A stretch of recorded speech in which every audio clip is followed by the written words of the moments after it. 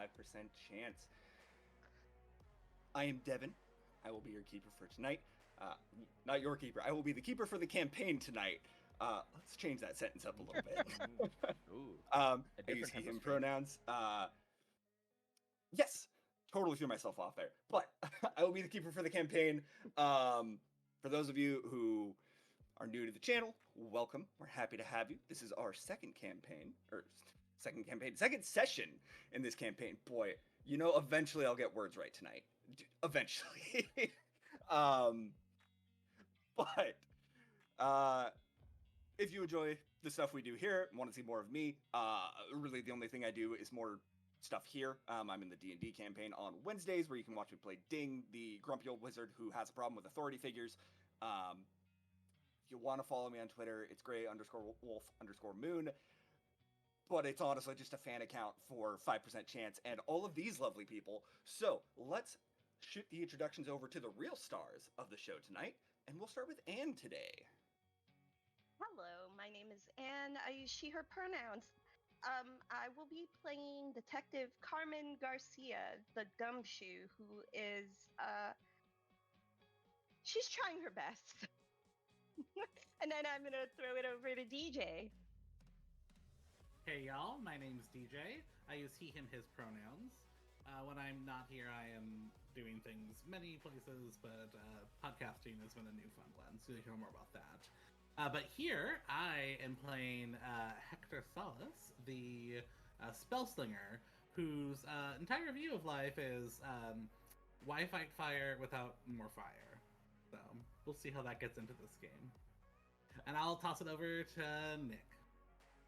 Hello there, I'm Nick, he, they, and I will be playing the initiate An, who is a Buddhist shaman with a penchant for rituals and also a little bit too into money and using her apprentice as a pack mule. So yeah, interested to see how this session goes. Oh, and I'll pass it over to Ian. Hi, I am Ian DePriest, he, they pronouns. Aside from this, you can find music that I've done out there in the world. I'm working on some more. I play Morgan Yuen, they, them, the oogie spooky girl, they person, themselves. I'm also stumbling on words. Who has like a weird supernatural power that they don't really know how to control, and it's perfectly fine. I'm sure it's gonna turn out fine. Yeah. Oh, absolutely. Yeah, I would there's nothing never wrong do with it. anything with that weird power you There, have. there is nothing behind the curtain. Don't look behind the Yes, curtain. please do not pay attention to the man behind the curtain. The Yeah, thing behind the curtain, if we're being don't pay honest. attention to anything, really. Yeah, sometimes that is the way to live life. Before we get started, I do want to say a big thank you to Erica, our producer, and our tech jockey, Courtney, just for making this stream possible at all. Also, just 5% chance as a whole. Everybody there is wonderful. It's been great. Tonight's stream, just like every stream, is sponsored by Scheckler Woodworking, where you can buy some very nice dice trays or dice boxes or wood creations that do not have to do with dice if you want, I guess. If you use the code 5% sign and chance at checkout, you will get 10% off your order because 5% is nothing. So, 10% off your order. Before we get started, the game will include topics such as blood, body horror, demons and monsters, descriptions of shamanistic rituals, including animal sacrifice, aquatic monsters, general horror themes, and a dark atmosphere. We have established safety tools with the players so that everybody can be comfortable and happy as we're playing, because that is ultimately the goal. I want people happy. I want people having a good time. But if any of you in the audience have trouble with anything that's going on the stream, do not feel bad about taking a break, stepping away. Totally understandable. The VOD for this stream will be available on Twitch, like almost right after we're done, and it will be available on the 5% Chance YouTube later on for perpetuity. You can go back to it whenever you want and skip around. With that being said, who would like to recap us on what happened last week?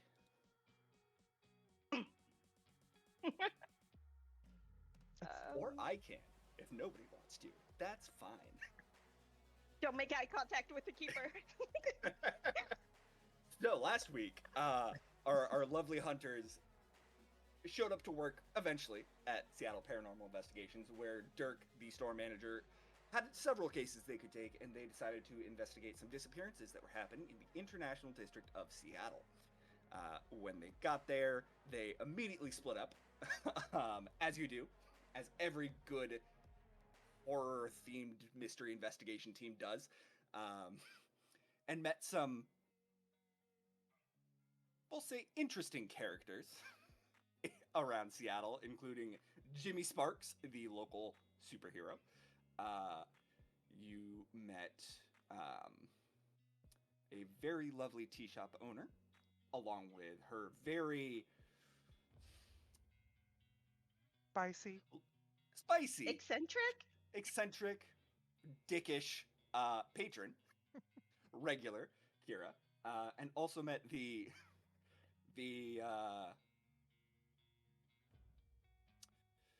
Security guard? we'll say the maybe overly confident security guard, George, who was kind enough to provide Carmen with some footage of the disappearances, though it was not the most useful in the state that it was originally in.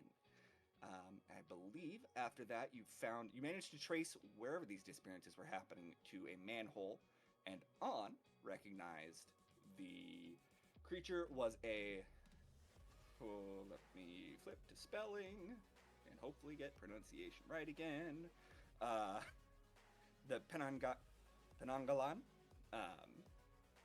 was the monster you identified, to which Morgan tuned into this monster and found it to be rather human feeling in its thoughts.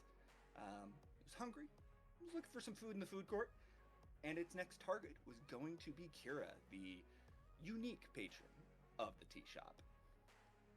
And I believe that is where we left off, unless I missed any important points. Fantastic. So, as Kira as Morgan comes out of this sort of trance that they were in, tuning into this monster, getting all of this information, and Hector recognized the description of Kira in the tea shop and turned to run. Everybody sort of started heading towards Ujamaya and back to the tea shop.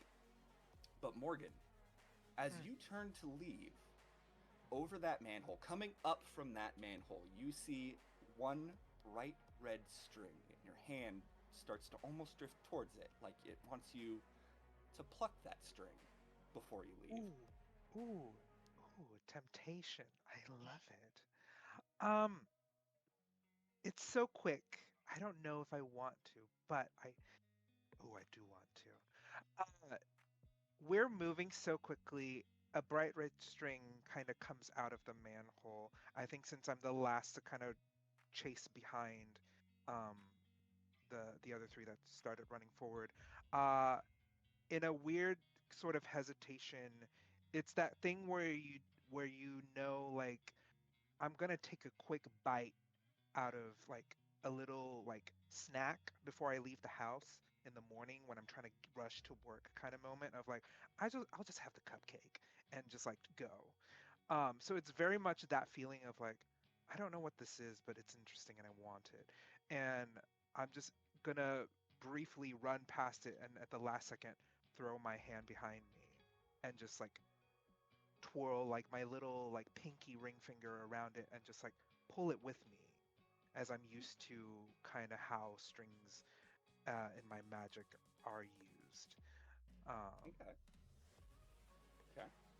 So you wrap this string around your pinky and kind of pull it with you, feeling this sort of red thread tie itself around your hand and go tight and reverberate a little bit as it settles in, and you feel that vibration going down through the manhole, down under the streets.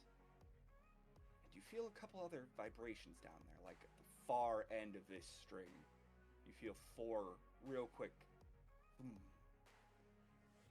and then it's gone. Like it's still there, but nothing else really happens at the moment. Oh, But it's like a something. vibrational kind of like thumb. Yeah, yeah. Um, Like I the just thumb you might get off of like one nice deep bass chord. mm, as it kind of like vibrates through my finger first, and then the ends of my hair as it starts to stand on my arm, and then through the rest of my body. And I just, for a moment, just go, guys, hesitate, and then say, I'm coming, and then just kind of let that uh, chord noise vibration kind of sit in the back pocket of my brain as a thing that I will try to like hum later. And I go after the rest of the crew unless I'm stopped in some way, shape, or form. No. After that initial thrum, it kind of just settles in. Like you can feel it there, but it's not really reverberating or anything anymore. So you're able to just take off after the rest of the group. Is everybody headed straight back to Maya, or is anybody like diverting anywhere? Carmen immediately peels towards the parking lot Okay. in a full sprint. And then she throws open the trunk of the car and she's looking for something very specific. And she Okay. grabs her shotgun and puts it. She grabs her shotgun and puts it on, like, very hard to keep this under wraps, but then she puts it under her, like, she grabs her, like, jacket, her trench coat, and then tries to conceal the shotgun under that, and she's scrambling for that before she goes to the inside the mall, because there's no way she's just gonna punch a supernatural being out of existence. So she probably ends up lagging behind everyone while making this pit stop. Okay. Gotcha. So, from what I recall last week, the park where you parked was on the opposite side from Hinghe Park, which was where you found. So you sprint past Ujimaya, probably just Yeah. calling out, "I'll be right back." Run to your car, grab that, and kind of tuck it up under your trench coat. I'm sure Anne's probably done, or Carmen's probably done this before. You probably have like a shoulder strap for it or something, so you can kind of tuck it up on your back, but have easy access to it. Fantastic. So as Carmen runs to grab this from the car, the other three of you peel off inside Ujimaya and head back towards the tea shop, I'm assuming. Yes. Fantastic. Are you just busting ass through this like fairly busy food court, or are you like slowing down at all as you come in? I will say, for the sake of communication, when Morgan tuned in, the creature was looking for food, but not like in a hunting I'm about to attack way. It was very like, I'm just gonna grab a bite to eat. But like the plan is that when they next get around to attacking, it will be Kira. So I probably would slow down. I would be like walking briskly. I mean, if you know what the quote unquote gay walk is, walking very fast through a crowd. That's what I'm 100% doing. Fantastic. I'm following the leader. So whoever is faster than me, I'll just be right behind them. Okay. Nikki is on also kind of keeping pace, or yeah, she's following Hector's lead for this one because she doesn't know what the person looks like and she's never met them before. Okay. Fantastic. And Eugene is kind of trailing behind, probably having a little more trouble getting through with the 2 suitcases that became a mountain of bags over the course of last session. Yep. Come on, Eugene, faster. Someone's in danger. Fantastic. Hector, as you're making your way through this crowd, go ahead and roll an act under pressure for me. Roll plus cool. Let's see how confident you're able to worm your way through here. 9. 9. Okay. Pretty good. Yeah. You managed to get through pretty well. You brush against a couple of people here and there. You bump against one woman, kind of stands out as you bump against her as you're moving by, and she kind of jostles and turns to look at you rather intently, but you are like on a mission, so you just kind of continue right past her in that moment, and head to the tea room at the back of Ujimaya. So what would y'all like to do as you maybe not bust in the door, but You mean I shouldn't just like kick it in and no? It is your call. If you want to blast a door open, by all means. I haven't done any magic yet. No, I'll again, quickly with purpose, but I'll open the door and knowing that it's a new place and that I generally didn't dislike Susan, the owner. I'll be nice to the door. Okay. As Oh, and I'll follow in behind. okay. Morgan and On, as you two are following in, both of you go ahead and roll plus sharp for me. Plus sharp. Plus sharp. Let's see how quick Okay. your eyes are on your way in. Not. That's a 4. Okay, well that's Yeah. another XP. Yep. I'm sorry. That brings us to 5 out of 7. You're getting there. Oh, everyone roll, is it? Yeah. I wanted you and Morgan both to roll plus sharp for me. Oh, okay. I rolled double 6. Ooh, okay. So Morgan, you just follow Hector right on in. As you are making your way, kind of following along behind, as you duck into the door, you do notice above the door there is sort of like an octagonal mirror hanging over this tea shop that you do recognize as a Taoist mirror that is often used for, protection, to kind of keep things at bay, and just sort of as part of their customs. But which I will say, if a monster was actively existing here, would be a strange choice, all things considered. So you make your way in. What would y'all like to do? I'll just lean to Hector. So which one is it? We're in the tea shop now? Yes, yeah. You're in do the I tea- see Kira? Yep, yeah. Kira is sitting pretty much in the same spot you left them. Susan seems to be berating them mildly for driving customers away again. Though less so because she did receive a very nice tip from you on your way out. So she's like, okay, well, one seemed to go okay, but you drove off the other one. So I'll look at On. The vest. Oh. And do I get the general vibe of their personality from this casual looking? Oh, absolutely. 100%.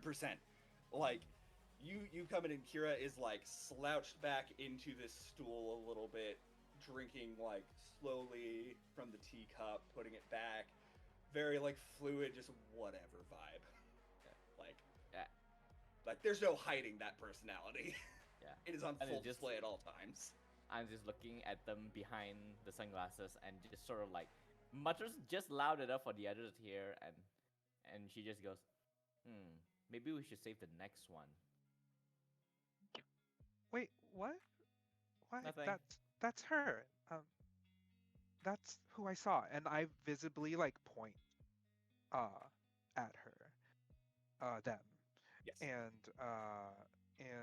say, how do we I look to Carmen and go, do you have a speech prepared? I don't know how this goes. If you all have no I think plan, Carmen is Anna's still- just marching forward. Yeah. Oh, is no, Carmen at the car? Yeah, Carmen Yeah, was trailing I don't behind know. a little bit. Oops. I don't Then know. I'll say to Hector. Say that to Okay. Hector. Hector, Yeah, do you have Carmen, a you will be along, like, very shortly. Okay. Because otherwise Uh, Anna's marching forward and just sitting at the table and Fair. doing her thing. Point of clarification. Mhm. In our work with SPI, like, is there a rule about how open or closed we should be with magic and the supernatural, or is it a use your best judgment? It's generally a use your best judgment. As similar with the can we tell people about SBI or that we're associated with SBI, Dirk's response is always, don't make me look like an asshole. Like, Fair. It's- So I'll. it's- if Anna's it a calls freelancer. for it, you It can doesn't use matter it. for her. So yeah, I will step forward then and kind of look at Morgan and go, we just kind of do what we need to do, Oh. and then we'll show up next to Kira and Susan again, and Yeah. we'll be polite to Susan and playful to Kira. Okay. I'll Carmen, sit at I the will. I'll sit at the. I'll without prompting or asking. I'll sit in the chair across from Kiera and just stare at them through my sunglasses Okay, so while Kira's the others come in. yeah, Kira's at the bar, in the tea room, but you can sit in that same booth Hector was in, which is like right across the aisle from them. Um, and Carmen, you can probably come in pretty much anytime you want at this point. I have a Oh. question. Yes. So, I don't know exactly how the investigate a mystery works in terms of like what I would do, but I have the what is it? The The- Naked City, Yes, that you and sent where out that text. yeah, I set it up. So, Yes. I would like to kind of try to gauge like information, bits and pieces I would know. Okay. Just it also Yeah. says that occult confidential. The first time in each mystery that you observe a monster, minion, or phenomenon in action. So that doesn't apply yet. Yeah, but you haven't those are seen the it two. in action just yet, So, but you will be able to ask. but I would, yeah, okay. But yes, for your Naked City, as so you run to the car and you grab your shotgun out of the back, and as you start heading back, you feel that your phone buzz in your pocket. So go ahead and roll investigate a mystery. So roll +1 for the roll plus your sharp +1 for the move, and we'll see how much information. Great. So it's plus sharp. And then Wait. you get a +1 from the Naked City. Oh wow. Okay. That is a 10. Okay, fantastic. That is a good roll. So you, in general, Okay, will so- get 2 solid pieces of information on this. So investigate a mystery says on a 10 plus hold 2. What does that mean?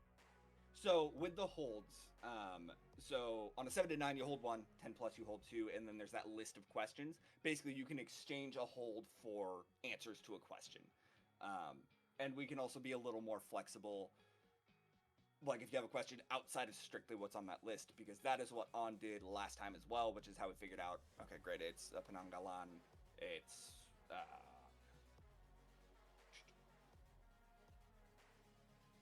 I think the other one was like where it is, or yeah, where did it go was the other question you asked last time, which is where we figured out under the streets. Great. So in terms of a hold, I can ask the question later. Yeah. Because I have. Okay. Absolutely.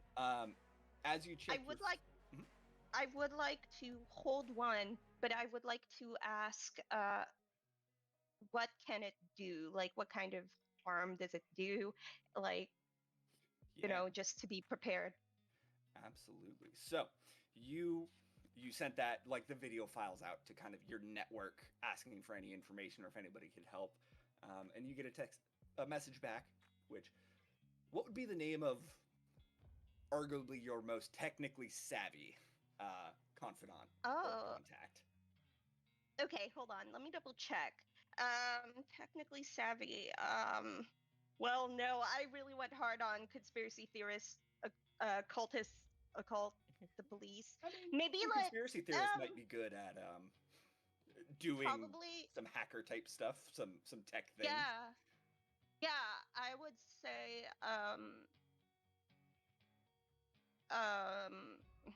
I would say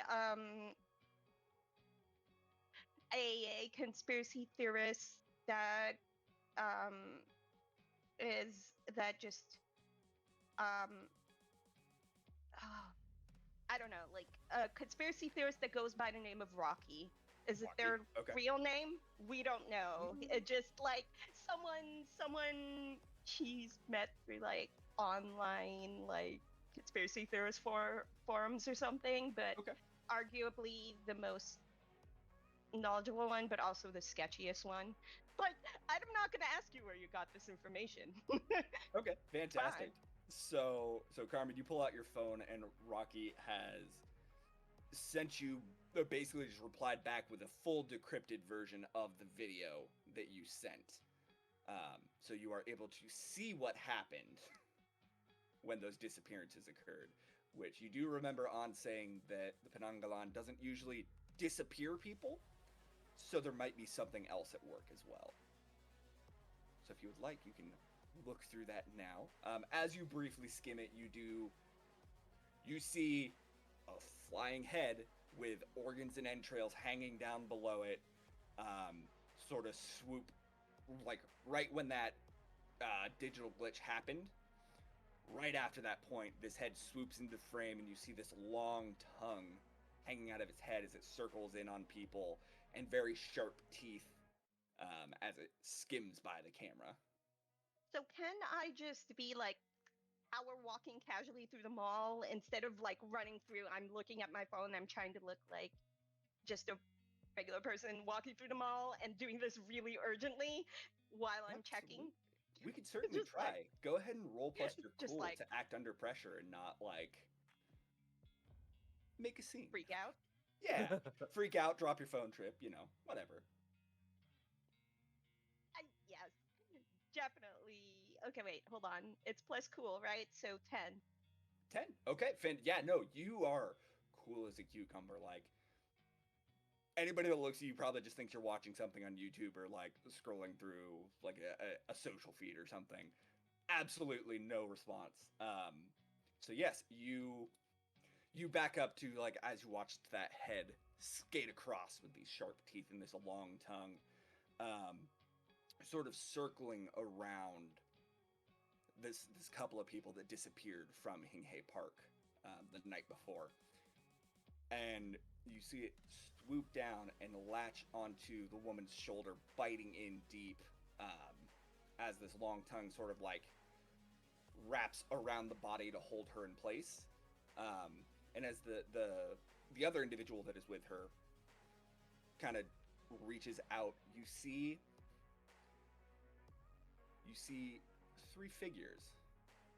four figures coming out of the bushes and trees there in Hinghe Park with very stiff movements, like they're hopping instead of walking, like they can't quite move their feet correctly, and their arms are kind of very jerky, but they reach out and grab this other individual, holding them in place. And it's like they go into a stupor as soon as they're grabbed. These are security cameras. They're not like the best, so it's hard to make out many details of these people, of these figures. But two of them grab the individual that was trying to remove the head, and the other two move over and grab the woman that the head is latched onto, holding them. And it's like I said, it's like they fall into a stupor and then kind of start going limp. And then you see them sort of string up these individuals over their shoulders and hop their way over towards the alley that you lost the trail in earlier, or that you tracked the trail to earlier. I know I still have a hold one, Yes. but watching this footage, does this count for which other movie? Occult Confidential. Does this count as me observing this creature? Absolutely. I'll count it. You Great. did see them in action there. Okay, great. So as I am moving towards the tea shop, like this is me lagging behind and me like, if you could indulge me and just imagine like the kind of the math happening like above her with just like she's Absolutely. connecting the dots. And Absolutely. Like graphs and nonsensical geometric shapes appear out of nowhere. No idea how they But connect to the mystery that's being thought about here, but they're there. it's like conspiracy board connections Mhm. happening up in the air. Great.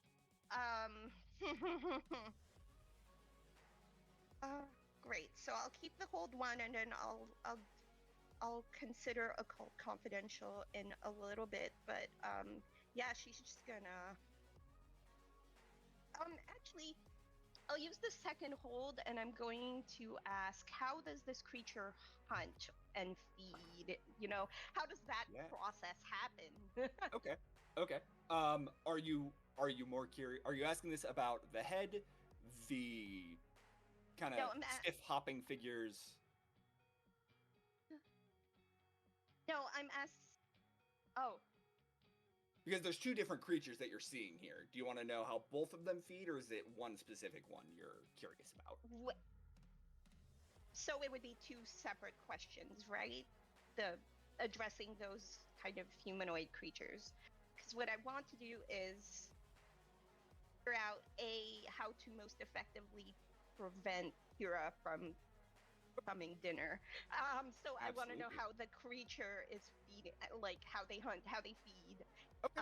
But I also want to know more about the other creatures that showed up. Those, but Okay. I think I will. I have another question I can ask from Occult Confidential, so we'll hold on that. The Okay. more immediate concern is how do we make sure Kira doesn't end up a meal for this thing? Okay. Gotcha. So when An was discussing everything with you all before, she did mention that the Penangalan, the head with the entrails and the long tongue and the sharp teeth, feeds on blood and specifically likes monthly blood. And also, which might explain why it attacked the woman that was there. Other blood you can extrapolate might do, but that is their preferred blood. Also, like any blood involved with the birthing process might be Sure. targeted as well. Are So they? that one you already know, but the other Is it like a figures. direct? Is it like a direct? I'm hunting. Is it? Are they sneaking around? Like, can I Oh, intercept them before they get to the tea shop? Like gotcha. that sort of thing. Yes, absolutely. So yeah, so you text Rocky back and are like, "Hey, this is great. What do you know about these things?" Because Rocky's got a bit of a finger on the pulse, right? Knows a lot of things about a lot of things. And you get back, yeah, these like crazy, kind of like Malaysian and Chinese folklore thing. They're called a Penanggalan, and they aren't usually like aggressive hunters. They will usually hide up in rafters and kind of hide in shadows and sneak in and take the blood. But Rocky also responds with, but like these other things that are here seem to be working with it, which would change things. It's almost like this thing is controlling them or giving them some kind of directive.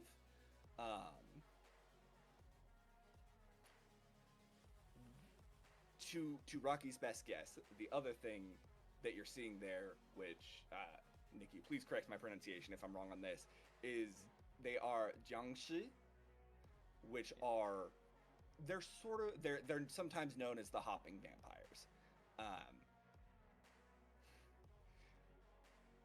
which from what Rocky was able to dig up, these things feed on chi. They feed on energy, so they don't actually absorb the blood, but they will absorb the energy, making somebody very lethargic, kind of like wasting away. And if they scratch someone, that person will eventually turn into a jiangshi as well. Yup. A message goes out to the other hunters in the group in their group chat that says keep an eye out um, on the rafters, the roof, ceiling. This creature might be hidden. And then there's a second text that says, oh, by the way, I think it's working with other creatures. And then there's a clip of the video, not the whole video, just enough to show the three others. Yeah, the four kind of like hopping figures. Or four. Yeah. Four hopping figures. And then a third message with like a little bit of the info Rocky has sent, but then it's just like, hey, on. You know what this is, right? Because I don't send. Left on red. Yeah. And yeah, It's so fine. you three get this message It's probably fine. as you're settling into your seat there. And like I said, Carmen, at this point, like come into the scene in the tea shop whenever you want after this point. So On is settling into that booth across from Kira. Are Morgan and Hector going to join? I will be flanking Hector as I am kind of like pointing to Kira and saying like, "Oh yeah, they're the ones that match the description that I saw and felt with my powers." And I'm kind of just like following your right, on your right now. So wherever you Does- move, I will follow. Sounds good. Does Kira notice us come in and then Morgan go, that one? Yes. Kira, as you all come in and huddle next to the door like a bunch of children that think they're being sneaky and like whispering about someone, kind of gives you a side eye, and when Morgan says that one, Kira just sort of gives you a wink. And then goes back to what they were saying to Susan about they're really not that bad. They were just having a little fun. I'm sure they'll come back.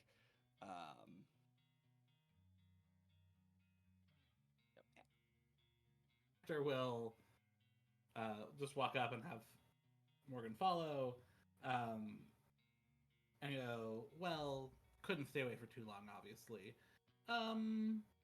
Anyone else here? And we'll look around the tea shop. Susan kind of looks between all of you and goes, no, not really. Not since you left just a few minutes ago. It's Great. just been I will Kira. pull up a bar stool. Like, this cuts off.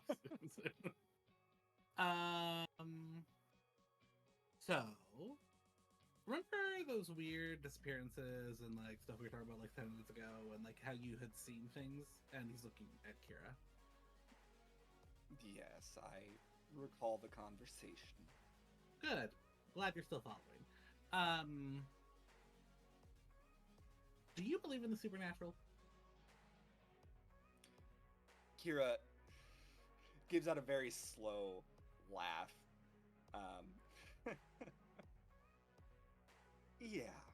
Yeah, I put some amount of stock in it, I suppose. He'll look to Susan. And you? Susan just sort of inclines her head. Yes. I've seen enough strange things.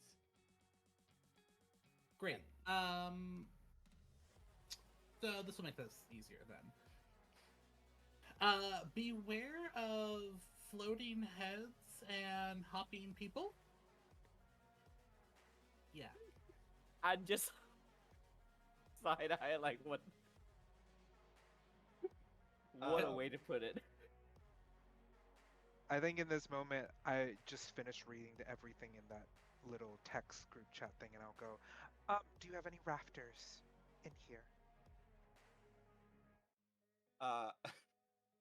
Susan I look looks the other up way. at Susan looks up at the ceiling of this like it's almost just like kind of an extra tall train car, like extra tall, extra wide, like it is just a box straight back. Looks up at just this smooth ceiling and goes, "No, not really." All right. Oh. At that, I'm just sort of like gives us a bit of a smile. I go, what my colleague are trying to say is, and then she holds out one finger, and then Eugene, and then Eugene comes with the bag. Then she's gonna reach reach into the bag for a while, going through, and then she'll take some stuff, and then she'll turn to Kiara, right? Yes, Kira, that's the name. And you All are? right. Someone who's going to save your life. So I slam on the table. Put this on your bedside table, and I put the scissors, and then I'll take out another bunch of a cheap mirror that you can get like a souvenir shop. All right, you do not worry about the 7 years of bad luck. Break the glass and hang it on your windowsill. And I just Kira will look at these items that you've laid before them and sort of pick the scissors up just like in two fingers and turn them before putting them back down. it's a stationary scissors. Okay. Yeah, just kind of looks at him before putting it back down on the mirror and goes, "Noted. Appreciate it. I will take every necessary precaution, I assure you. Right, But is our there- job is done. I just Oh. walks away. I mean, I don't think I'm so sorry. My name is Morgan. I didn't introduce myself. I'm so rude. Kira, pleasure to meet you. And kind of offers the hand.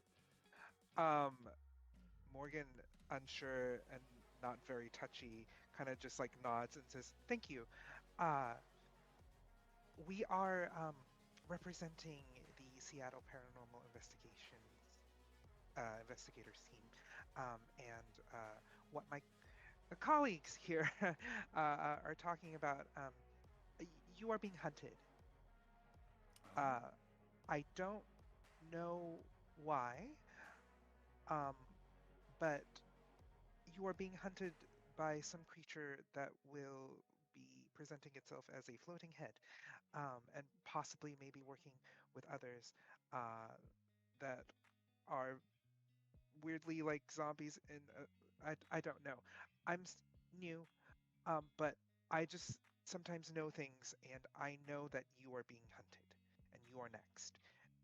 And so, as silly and as audacious as these things might sound, um, I would follow the instructions of my colleague on here.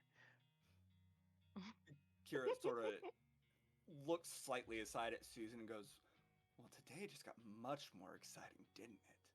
And looks back and goes, "I appreciate the concern. I assure you I can take care of myself rather well, but I will take your advice under notice and I will take necessary precautions." Okay. You seem very calm for a person that just was told that a floating head might be coming after them. Uh, I assure you, this is not a joke or a prank. You know, just be careful. Uh, they like to kind of swoop in from high spaces, hence the question of whether you have rafters, and I now see that you don't. But perhaps when you are leaving these spaces, when people go missing at night, um, just have a buddy system, I guess, and look up. I think I can do that much at the very least. Okay. Uh, Um, I would like a chai. Thank you.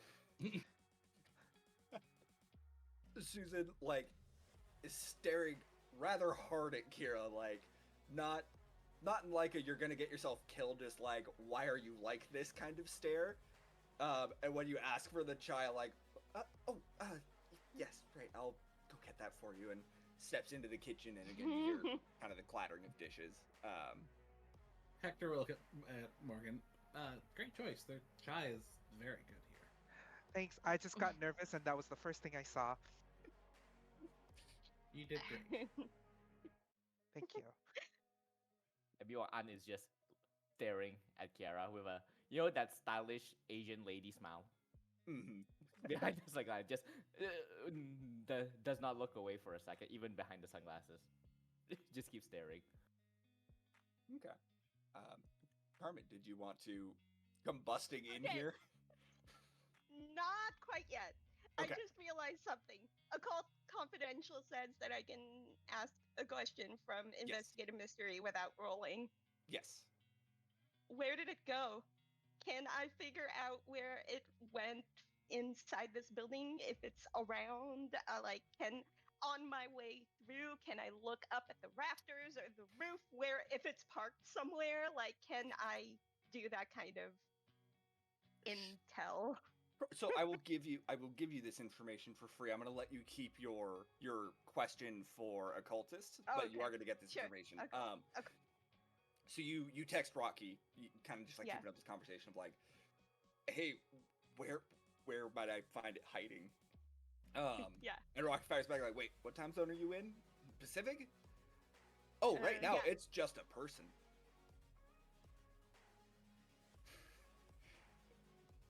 Rocky keeps texting. During the day, this thing's just a well, at least the head is just a person. The zombie vampire hopping things are they're probably somewhere dark. They don't like the sun. But the head is just a person right now. Yeah, and then the exchange is like, oh yeah, it probably still has its body, right? And then there's this whole back and forth, and she's like, okay, what time is it? It's still like early evening, right? Because we went, it was Yeah. like after work. Yeah, so Like, it's not it's after your day day. jobs. You know, it was probably like 3 or 4 when you started, so it's maybe 4:30 or 5. So like sun's Okay. still up. You know, we're getting into April, May. Sun's still up. You've got a couple more hours of daylight probably. But when the sun goes down is when this thing is going to become the most terrible problem? balloon you've ever seen again. I don't like that. There's That's fair. there's another message in the text thread that just says, not a problem until the sun goes down. And she probably will slow down her pace of power walking to just like regular walking and head towards the tea shop at this point.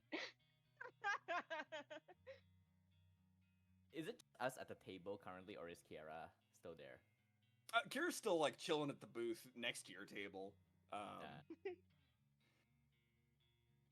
Oh, okay. I just got confirmation from our leader. You don't have to worry until it's nighttime. So, Good. So I get to have an I exciting evening then. Even better. well, I I guess if you call being hunted by a floating head exciting, but I don't understand why you're so calm.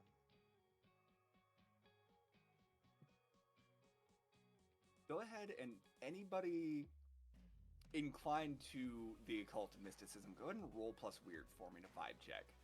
Okay, I Ooh, there's such 11. Okay. 11 as well.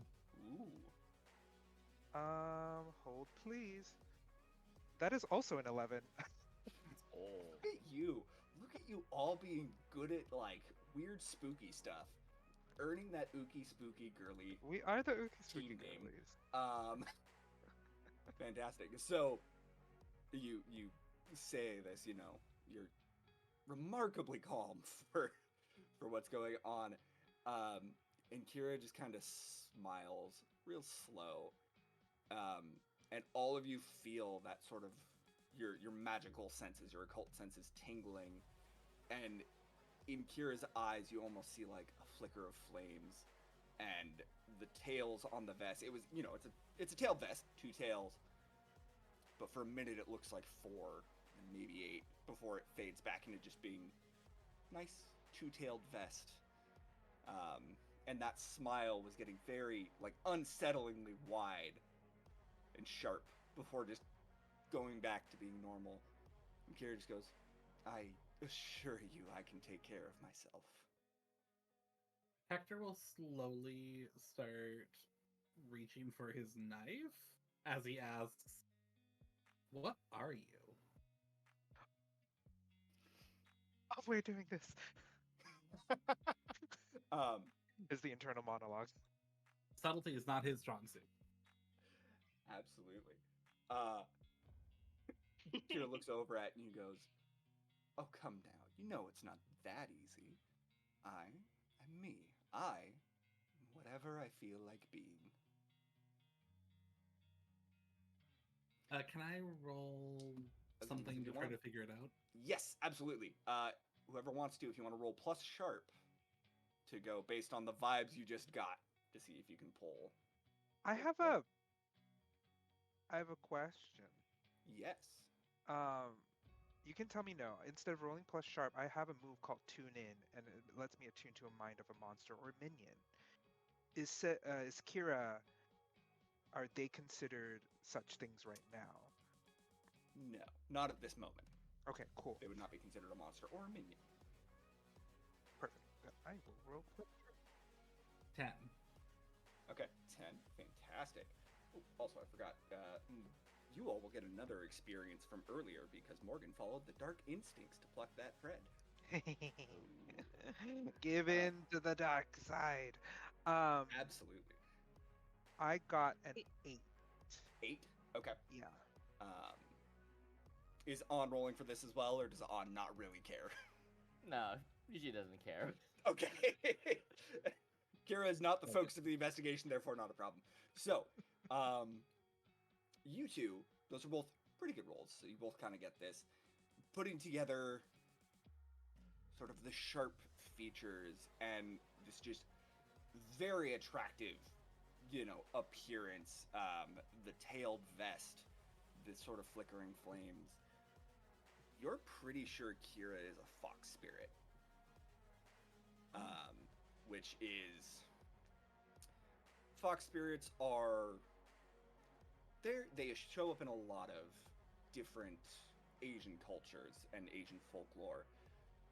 The broad strokes of it are fox spirits are tricksters.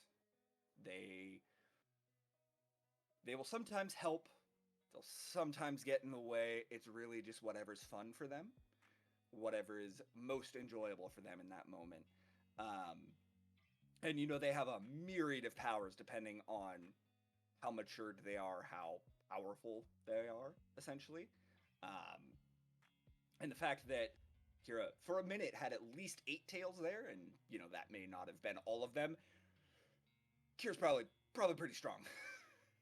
Could probably take care of themselves pretty well, but it's not necessarily an immediate threat. This is why you are how you are. Impressive. You've got me pinned down already. You only wish I had pinned you down. Again, wrong team. Kira sort of like throws up the hands in a little bit of defeat, and it's like, fair enough, fair enough. You're not wrong, though. So I understand why you are less than phased comparatively to others. How would you like to have more fun? Ooh, do tell. Have you ever been bait before? Ooh. You do know how to have fun. I mean, and I'm like looking at the door, like internally, like, where's Harmony? You obviously are less than concerned about, not less than, you are sure of yourself, which I think you have right to be. And we need to get these things. If they're coming after you, and we know that, I mean that point A to point B is follow you around for a while. Maybe they'll come after you. Then we take care of them, and you continue to be yourself and not cause problems. Please. Not cause problems? And at this point, Susan comes back out with the chai for Morgan, and kind of very curtly, as she's setting it down, Kira, don't be an asshole. They're being nice to you. Thank Which you. is shocking considering you. Well, I'll look at Susan. Oh, we know. I think I would like Carmen to walk in dramatically and just be like, just walk in very confidently as if like she heard the entire conversation or whatever, and just casually she says, so the question remains, why would these creatures come after you? Have you maybe angered someone recently? Kira looks to you and goes, why wouldn't they want me? To which Susan, like, you've seen Susan give Kira, like, quick slaps and, like, little kicks in the shin. This is a hard kick in the shin. This is like, Kira, no, you're being a problem. And Kira rolls their eyes and goes, They, I have a habit of interfering. well, from what I understand, at least one of these creatures wants you for dinner. They're hungry. I'll look at On. Do fox spirits? And he'll very awkwardly, as most gay men do, just be like, try to gesture instead of saying the word menstruate. Do they? You can very visibly see An arch an eyebrow behind her sunglasses at that. And then, actually, that's a good question. Is Kiara what type of fox spirit they are? Because it's different depending on which culture. So the answer is maybe. Strong maybe. Yeah. And Kira's not inclined to elucidate you on that information either. Oh, Hector knew better than to ask the fox spirit. You on your period? Any downpour? Sorry. Oh my god. How we get a fox spirit to attack us? Just TPK right now. But at Hector's kind of awkward gesture, Kira does look over and go, "Not at the moment, at least. I am not their preferred prey. But like I said, I have a habit of interfering, and I guess they think they can do something about it." Good to know. And Hector will go sit by On. Oh, I'm all by myself here. Okay. Well, I thought y'all were just like at the booth there. Roughly. Hopefully we were, yeah. Yeah. I scoot over so that Carmen can sit next to me now that Hector has moved. And I will say, this is our fearless leader, Carmen. Um, yeah, they she has given us the information. You have some of that information. Did you actually want to work with us in that whole? You were coming up with a plan with Hector about maybe being bait.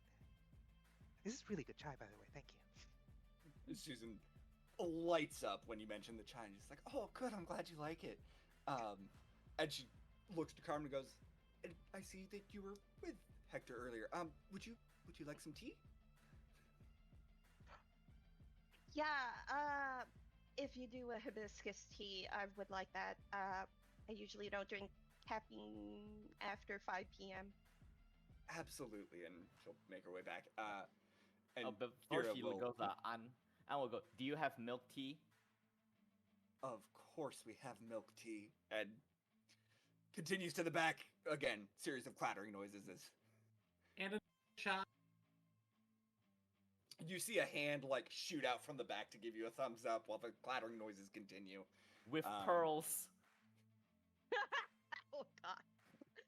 That comes out again. But Kira will turn to Morgan and be like, "It was certainly an enticing proposition. Never been bait for someone else, so it might be fun to try new things." Of course. Oh, good. Makes our job easier. You just need to do exactly what you have been doing.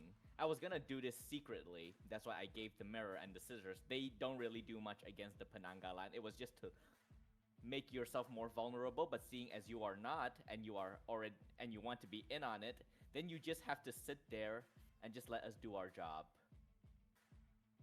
And I thought I was direct.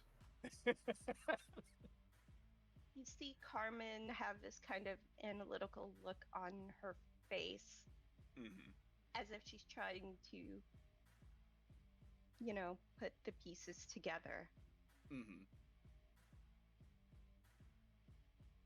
And she says, "What's your stake in this whole situation? What's got you invested enough to interfere with these creatures and their feeding habits?" They think they're the big bad, scary monster in the area, and it's fun to prove them wrong. I like seeing them frustrated. They're on your territory? Eh, it's not really my territory, it's just where I happen to be. And I'll be honest, I just kind of woke up here a few months ago and don't really know how I got here, but I've been making the best of it. So when they showed up and started disappearing people, I decided it might be fun to tweak their nose a little, get under their skin. Well, what's left of it. I'm sorry, you just woke up in a tea shop a few months ago? Well, not the tea shop per se, but this area. I did wake up in an apartment. To be fair, I do have a place I live, and I Oh. woke up there. But you don't Hec- recall anything before? Hector will put up his hand to Morgan. Two monsters or mysteries at a time. But yes, I'm on that same wavelength. Okay. I will admit I do not know much of your kind, but is that a normal occurrence? No, usually I could have a pretty clear picture of why. I may not always recognize where I woke up, but I at least know why I'm somewhere new. Oh, This time I don't. It's just I don't really know what I was doing before I was here. And you could see Kira's almost getting like a little reflective as they're actually like looking back on that and analyzing it a little more. Um,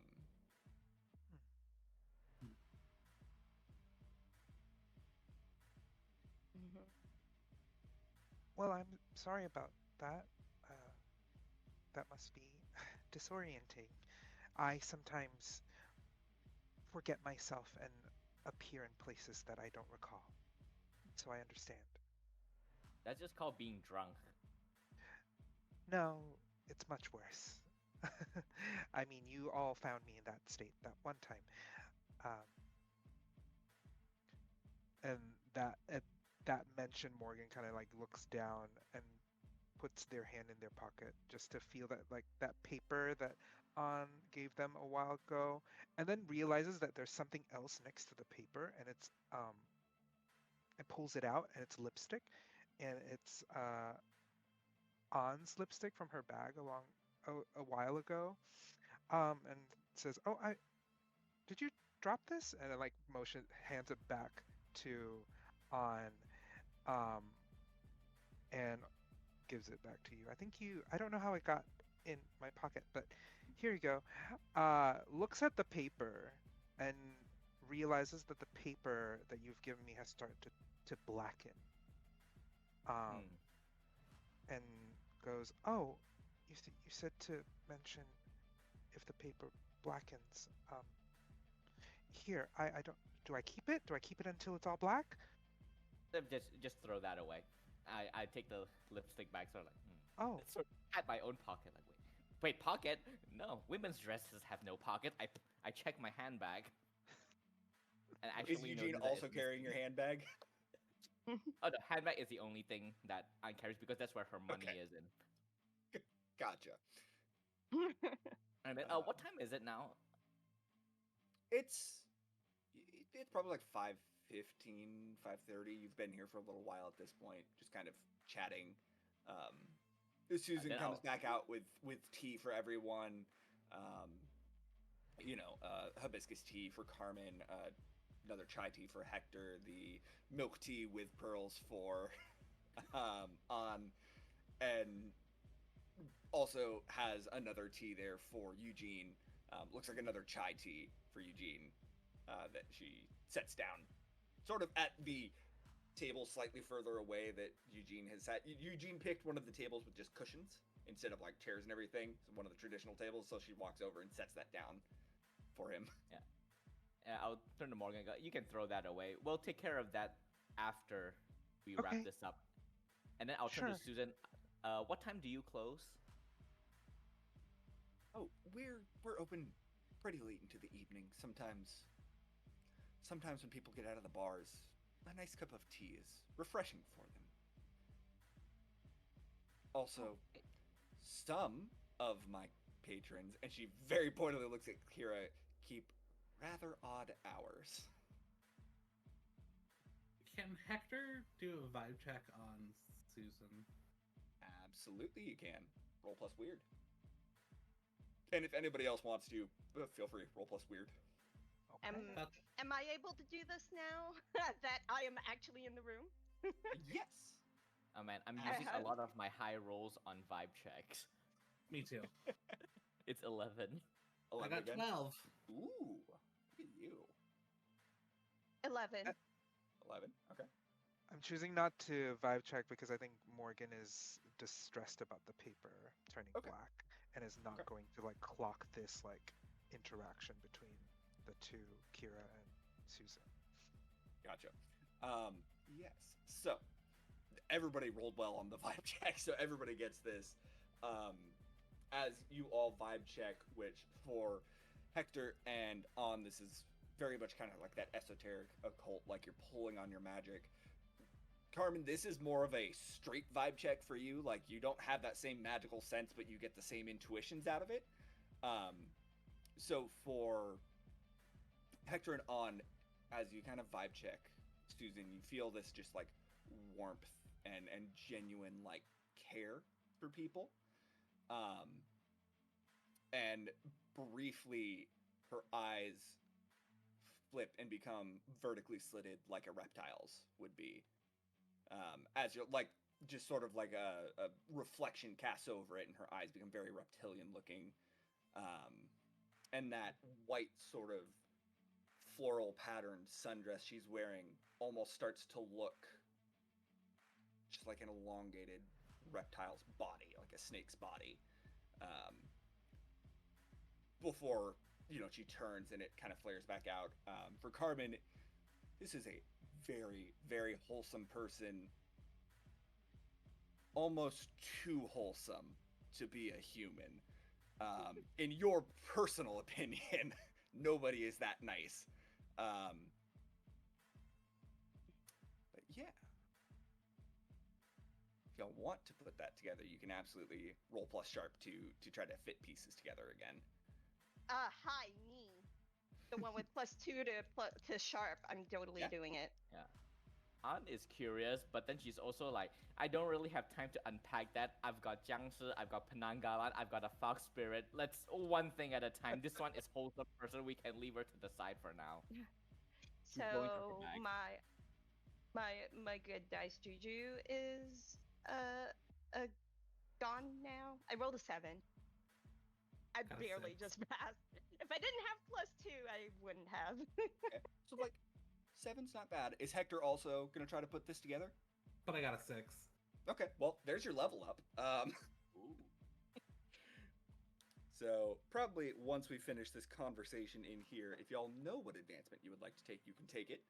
So that way, if we hit another level up somewhere along the way, you'll already be ready for it. But Carmen, putting this together, you kind of like, you're like, okay, very wholesome person. Doesn't seem human. Sort of this traditional Asian style tea shop. And you start Googling like Asian, like positive Asian spirits, white, like white coloration, female Asian spirits. And there's, you find a couple of things about these sort of like wholesome, good spirits. You can't quite pin down what Susan is, but you're pretty sure she is probably some sort of like an enlightened spirit of some sort. One that maybe would have spent time in meditation or something, sort of achieving this sort of like sense of peace and like enlightenment, and then goes about the world just sort of trying to spread good vibes and do good things, make the world a better place to some extent. So with a 7, you're not 100% sure, but you know she's not gonna turn on you. If anything, she's probably going to be inclined to help. So are we okay just waiting until nightfall and then trying to look at Kira? Use you as bait and we'll take care of the situation? Absolutely. In fact, if you'd like, I could just show you where they've been hanging out when it gets dark. Didn't you... Okay, Carmen. Isn't one of them just a human right now, though? Yeah. Until nightfall, that is. So I don't know what they look like and in their human form. I'll look at Morgan. Did you see anything? I know that they're in the area and that they were just hungry for food, as in me wanting to get, a McDonald's or something like that. Not necessarily like bloodthirsty hungry. I am going to suck your blood hungry. Um, Well, the so Penanggalang is human in the daytime. We can try to find this person, but I don't think we'll get anything. Our best bet is to wait for it to come out. Then Okay. we trap. if you want to, I can try to do my thing again.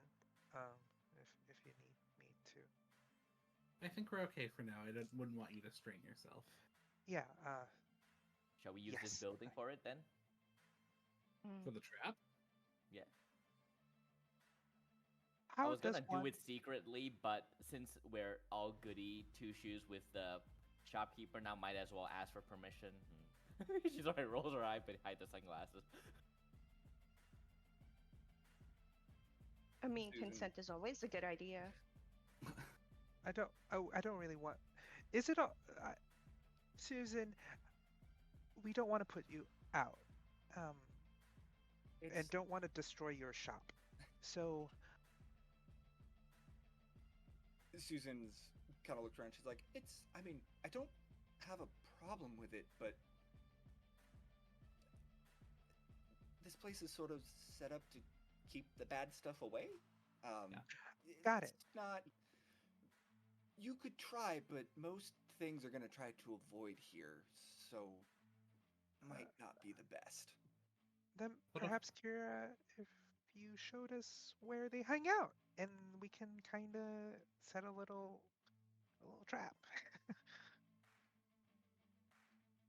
Kira shrugs and goes, "Sure, I can do that. It's easy enough. I mean, as your friend stated,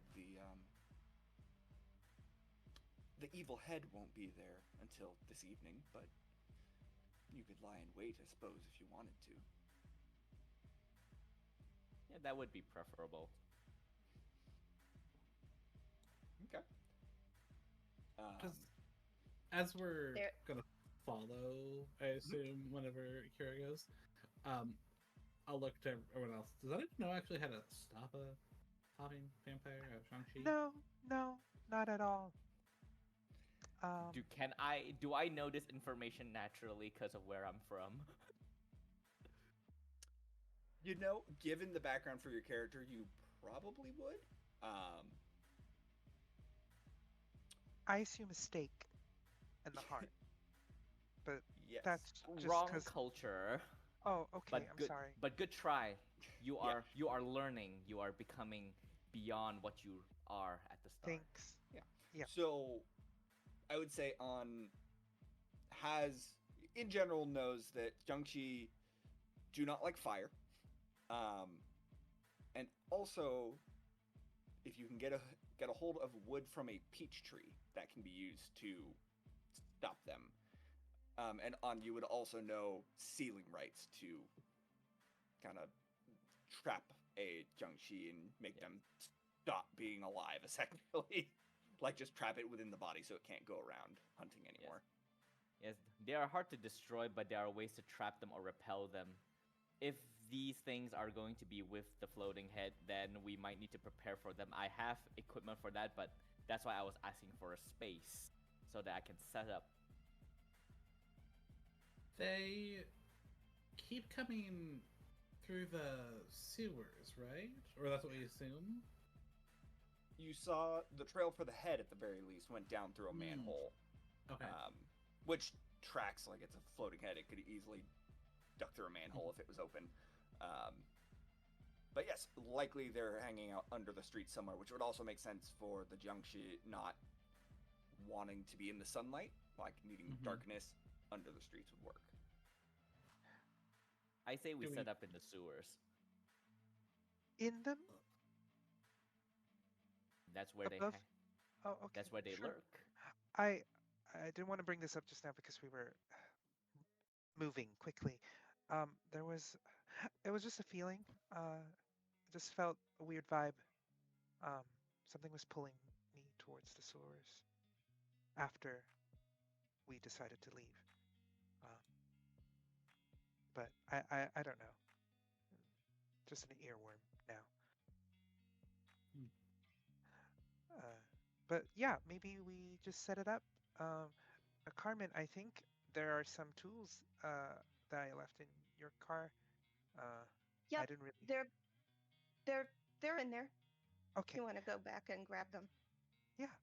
Since we have some time, turns to Kira. Are you ready to go? Oh, absolutely. I can go whenever you all are ready. Okay. Carmen tosses the keys to Morgan and says, "Go grab what you need." All right. Yeah. Sure. And I start heading out to where the car was.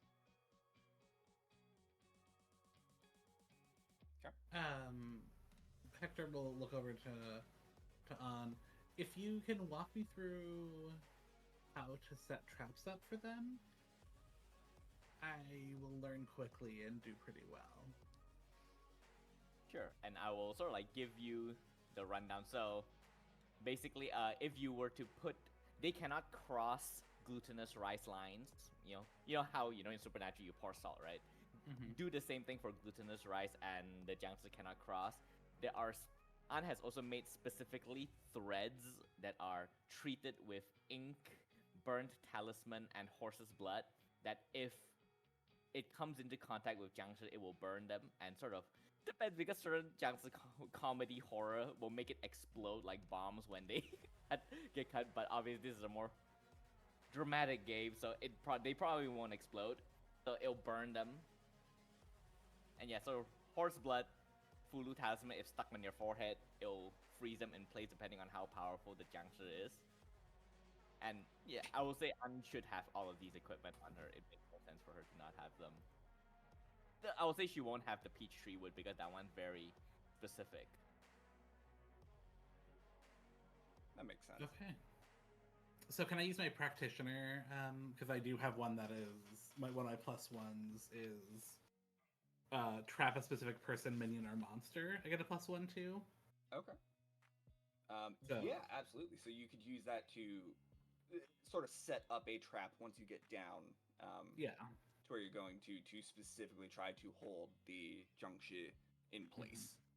Yes. And is there a way to banish them other than like stabbing them, or like how do we get rid of them? They fear the sound of rooster crows, and certain handbells that you ring can send them away. Do you But have? it won't distract them for long. I have various bells that I use for my rituals that can work. Don't have a rooster crow though. That's an oversight. Eugene, write that down. Record a rooster crow. Eugene pulls out a phone and just like maybe is taking a note, and then you see Eugene just press a button and like play a rooster call off the phone. Be like, would that I work? actually looked a bit surprised. I look at your technology. How convenient. He kind of turns. He's like, I found it on YouTube. So the Eugene other- is such a millennial. Yeah. So the other part of practitioner is I also get a +1 to banishing a spirit curse from a person, object, or place in inhabitants. So Yes. Those are the plus ones I took with practitioner. Fantastic. Yes, I would absolutely say that would count. I You can now use know how that. to do these things. Yes. Yeah, you understand the theory. You can apply your magic to it.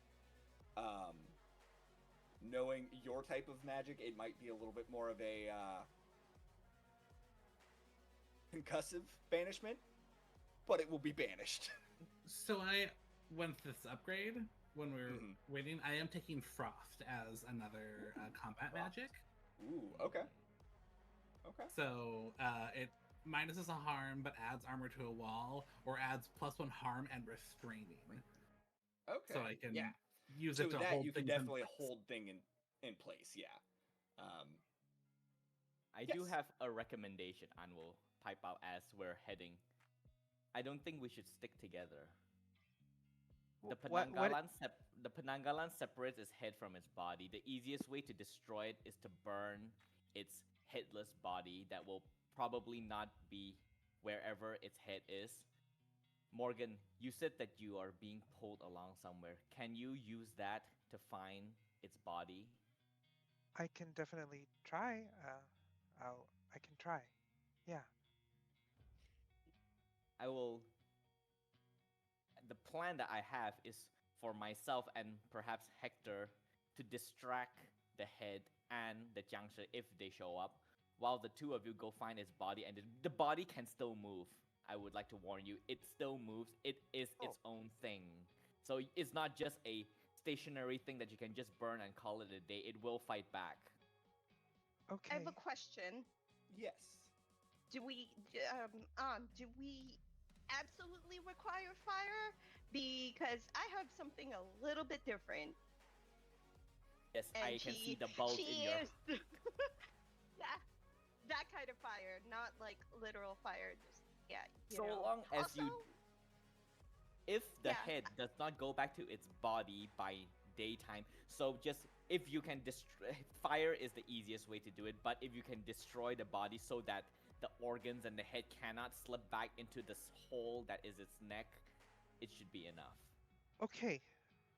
It would be Tape. gory to do it with a shotgun, but if you don't mind the mess, you can.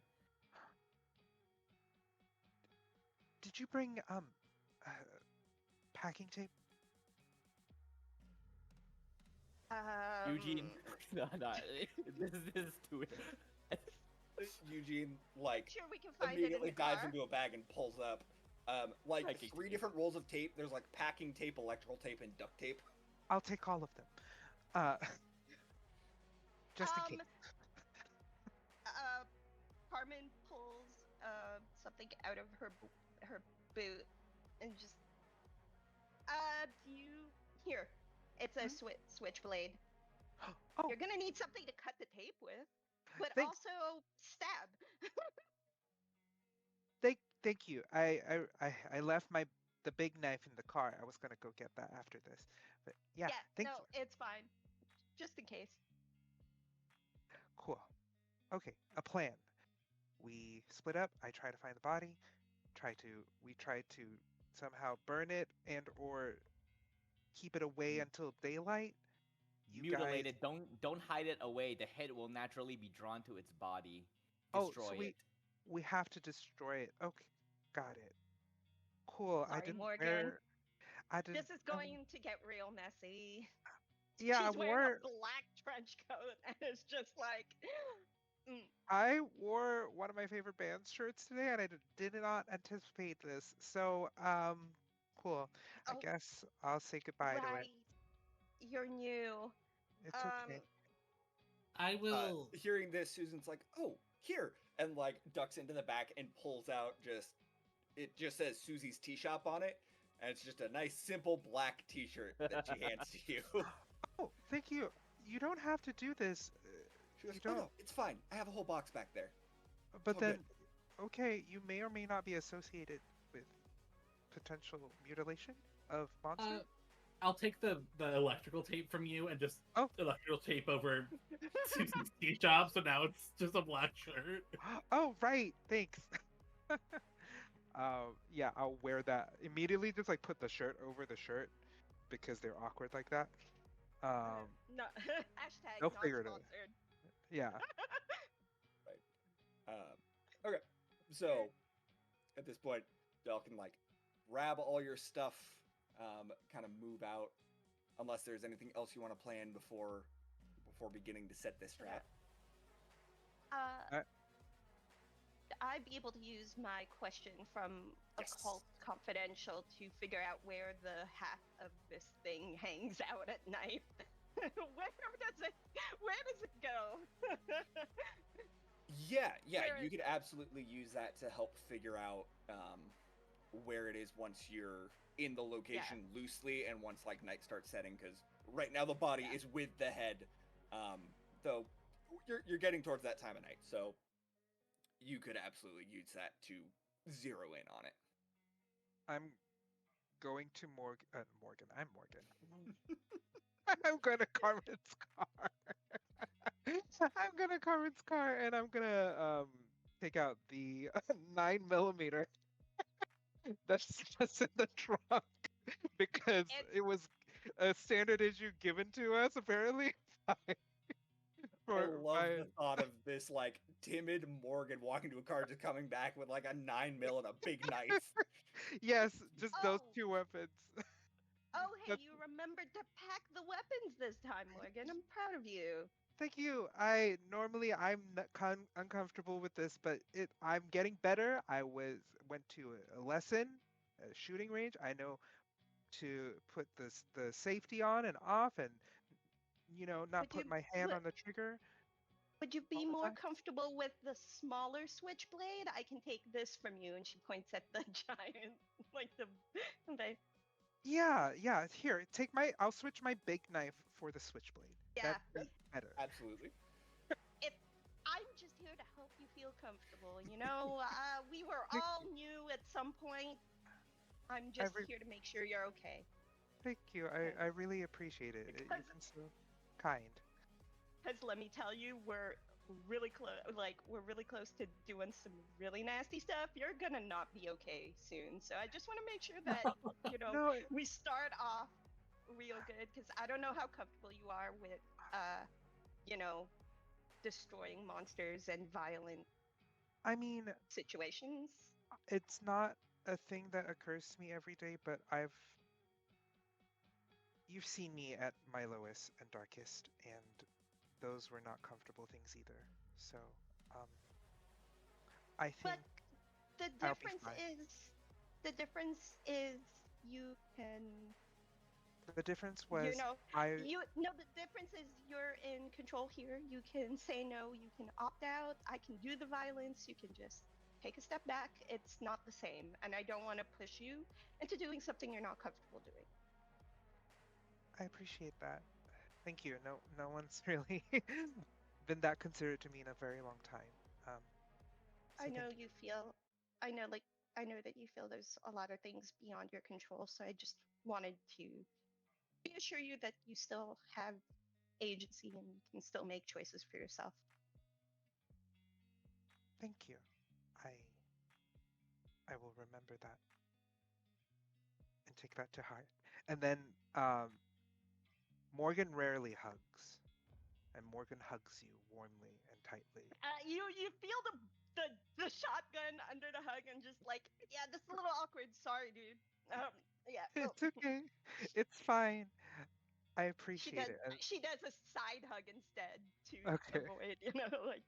it's okay. And yeah, they like kind of squeeze you a little tightly in a nice embrace, and then they let go and they say, "I'm ready." All Okay. right. So you all head out, Kira kind of leading the way.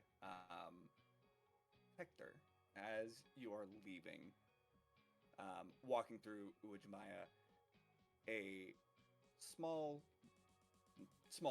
somewhat short, fairly petite woman runs up and grabs your arm, um, and looks very intently at your face, going, "Miho?" And then looks confused, like looks at your face, very certain that she's like, "Miho, oh no, I'm so sorry.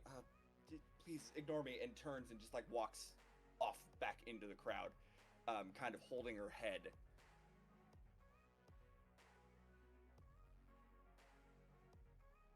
Oh, You you're know that muted, I think. person? Shouldn't be. Oh, there we go. Oh, sorry. No problem. That'll shake Hector a little. He hasn't seen his mother since, or it's been a while. They did not enjoy him coming to Seattle or coming out or any of those things. So someone to say the word mijo at him, my son, my boy, was rattled him. He'll try to shake it off and like continue with what he's doing, but at least during the walk over, he's definitely distracted trying to figure out who this person was. You alright? You know that person? No. But they seem to know me or assume they did? I'm okay. Right? And then I just hold this, you'll need it, and then I give you a plastic bottle and it is dark red inside. If it gets too close, just throw that on them. It won't kill them, it'll repel them for a bit, it'll buy you a few seconds. Yay. Don't drink But- it. Don't sniff it. You can Not- sniff it, but don't drink it. Not my first instinct when you hand me anything in an unlabeled bottle. A good instinct to have. I'll put it in my bomber jacket pocket. It's very awkward, but it works. Okay. So, you all continue following Kira out, and Kira leads you to the other alley that Jimmy Sparks pointed out and that you kind of got vibes from. I think you guys looked at the one furthest down. Mm-hmm. So Kira takes you to sort of the middle aisle, or alley, and leads you in. And instead of a manhole this time, they lead you just sort of down a set of stairs, like how you would get into the basement of a building. But instead of it being on the side where a building is, it's on the opposite side that there's a door. With like a lock, like a chain kind of wrapped around a gate and locked in. And they grab the lock on there and give one sharp tug and it just unclicks, opens.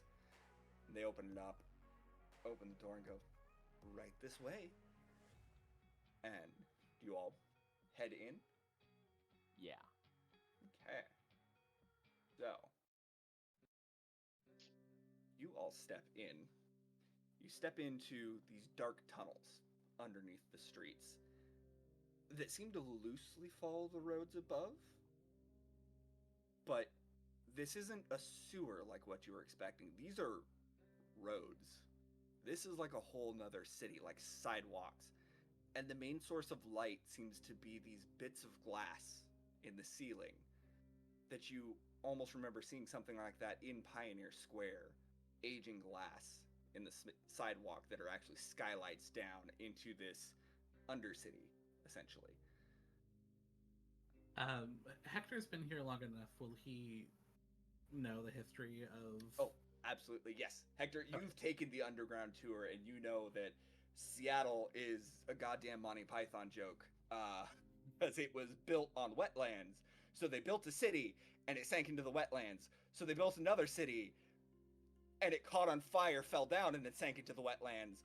So then they drove pylons down to the bottom of the wetlands and built a third city, but knew it would sink, so they built 2 entrances to every building, with the full intent that they were just going to pave over on the top floor, the second entrance, and that was going to be the new ground level of the city, and there now exists, at least in older sections of the city, a whole, like, underground series of tunnels running through Seattle.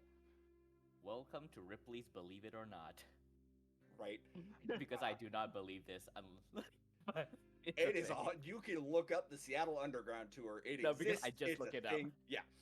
It's real. It's super real. For anyone native, yes, I'm taking liberties on where those tunnels go to. Deal with it. It works better for the story.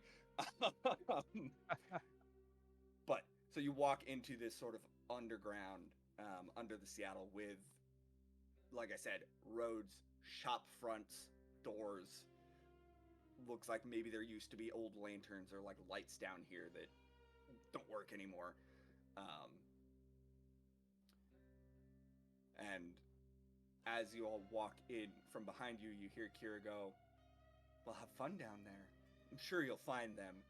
And as you turn around, the door and the gate that you walked through is just gone. It's just a Oh, wall. somehow I knew that was going to happen. Damn fox spirit. It's fine. It's one less person to worry about. Let's look for a choke point that we can set up. Okay. Yeah. So you're able to find a pretty reasonable choke point. You find like an intersection where a couple of the roadways have collapsed. The tunnels have just collapsed, so you can't really get to them. And the third one is sort of like half covered because like one of the buildings sort of partially collapsed there. And so there's just debris in the way. And it makes for a pretty reasonable choke point and gives you good visibility down your two open pathways that you can set up in. So are you all going to set up for your traps? Let's- Yeah, I think so. Okay. It will. Oh, do we start discussing our traps now? Yeah. So if you want to go ahead and All tell right. me how you're setting these up. Okay. So the first thing that Anne is going to do, like the moment we sort of like arrive at the area, Eugene and Anne just gets to work, and she doesn't really need to direct Eugene that much because he already knows what's up and knows what to take out and what to prepare. So the first thing they'll do is pour a ring of glutinous rice, and that is where those of us who are going to be dealing with the head and the juncture will be. So Anne will turn to you, Hector, and goes, "Stay inside this circle unless you want to actually go toe to toe with the juncture. Otherwise, stay behind it. They shouldn't be able to cross through.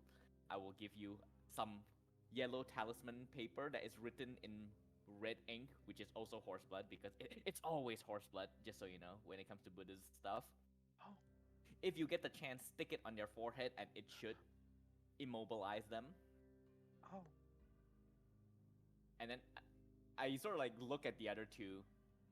I don't think this will work on a Penanggalan, but it takes some. I made a lot, and I give you a couple of like talismans as well. Okay. Morgan will stick him in the pockets that they have. That's the only thing they have. They don't have a bag. Is- There's no jacket. It's Also, just pockets. Fantastic. also, how high is the ceiling? Like, is there like conceivably space where we can hang stuff? Yeah, it's. I mean, like I said, it was basically the first floor of everything. So you have Okay. about one floor worth. So All right. 10 feet maybe. Okay, There's then I definitely will some spots smash- where it's lower, but here you've got about 10 feet of clearance. If there are like, because you said these are sunk, right? So are there like just windows around? Yeah, there's a couple. Most of them don't Okay, have glass, but there's like one or two that still have damn a it. pane at least. Okay, yeah, I'll smash those panes and then I will sort of like hang them from like, I guess like under pipes. Okay. And then I'll just explain that Penanggalan, they're hanging bunch of organs. They're scared of sharp things because for fear of lacerating their own organs. Fantastic. Oh. So And then finally, I'll just take out a gong and then put it in the middle of the glutinous rice circle. Since Kiara is not with us right now, that means we need another way to get them here. I will perform a ritual to draw these creatures towards us. And as they start coming, and then I turn to Carmen and Morgan, go try to find the body. Try to do it as quickly as possible. I think I will say that the Penangala is more dangerous than the Jiangshi, so take it down as quickly as you can. Will do. And that's my preparation. But- Hector will go over to Morgan, Yeah. and he'll take off his bomber jacket and offer it to you. Oh. Thanks. You don't have to. Do you want to keep this with you? I think you might need it more. Okay. Thanks. And Morgan will just put it on. I'll take it. and- Looks good on you. I'll take it back when we're done. You Okay. now have an enchanted piece of clothing. So Ooh. Okay, work. you take a -1 harm from any source that tries to get to you through the garment. Oh, okay. You have armor. Yep, you effectively have one armor. Um, Okay. Fantastic. So for Hector and On, as you're setting up the trap, go ahead and roll use magic for me. So roll plus weird to effectively set all these things up. Which On, I forget if you Oh, have I rolled a something 9. But that's not bad. I rolled a Um, I rolled a 12 because I got lots of pluses. Ooh, okay. So so Hector, your like half of this is just spot on. It is, you have done it. It is perfect. It is pristine. Um, you you did as instructed. Down, like you dotted your i's, crossed your t's. Excellent. On, you've done this so many times. You're a little bit less meticulous about it. And you just kind of whipping through it. You built it. It's there. But it might, you get the feeling that it's probably not your best work.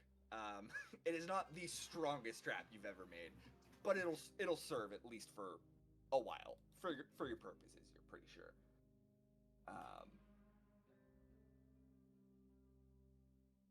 And for Carmen and Morgan, I guess mostly Carmen, because you are kind of, you think you have an idea, and Morgan, you're gonna try to sort of follow that thread, right?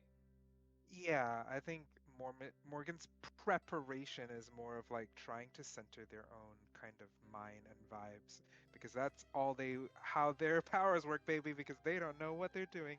Um, and even though An told Morgan to throw that kind of like uh, waxy paper that they gave them from the first Mm-hmm. session over, now that it's starting to blacken, Morgan chose to keep it Okay. and has been like kind of playing with that kind of like I can't remember what it's called, the little story thing that they folded it into, Yeah. the choose your own numbers thing or color or whatever, um, Yeah. in a way to like kind of methodically create a subconscious like pattern or rhythm or thrumming to center themselves, and Okay. also just as a way to like Morgan's trying to see if how fast the paper blackens the more they kind of use them their That own that power. weirdness. Okay. Yeah, Got it. um, just in their own personal weird experiment that they've told no one about. Um, Okay. Gotcha. So you center on that, sort of start following it. Carmen, let's see. So you still have one from your occult. Um, Occult Confidential is the one that I'm Okay. going to be using, Yeah. and I would like to use that to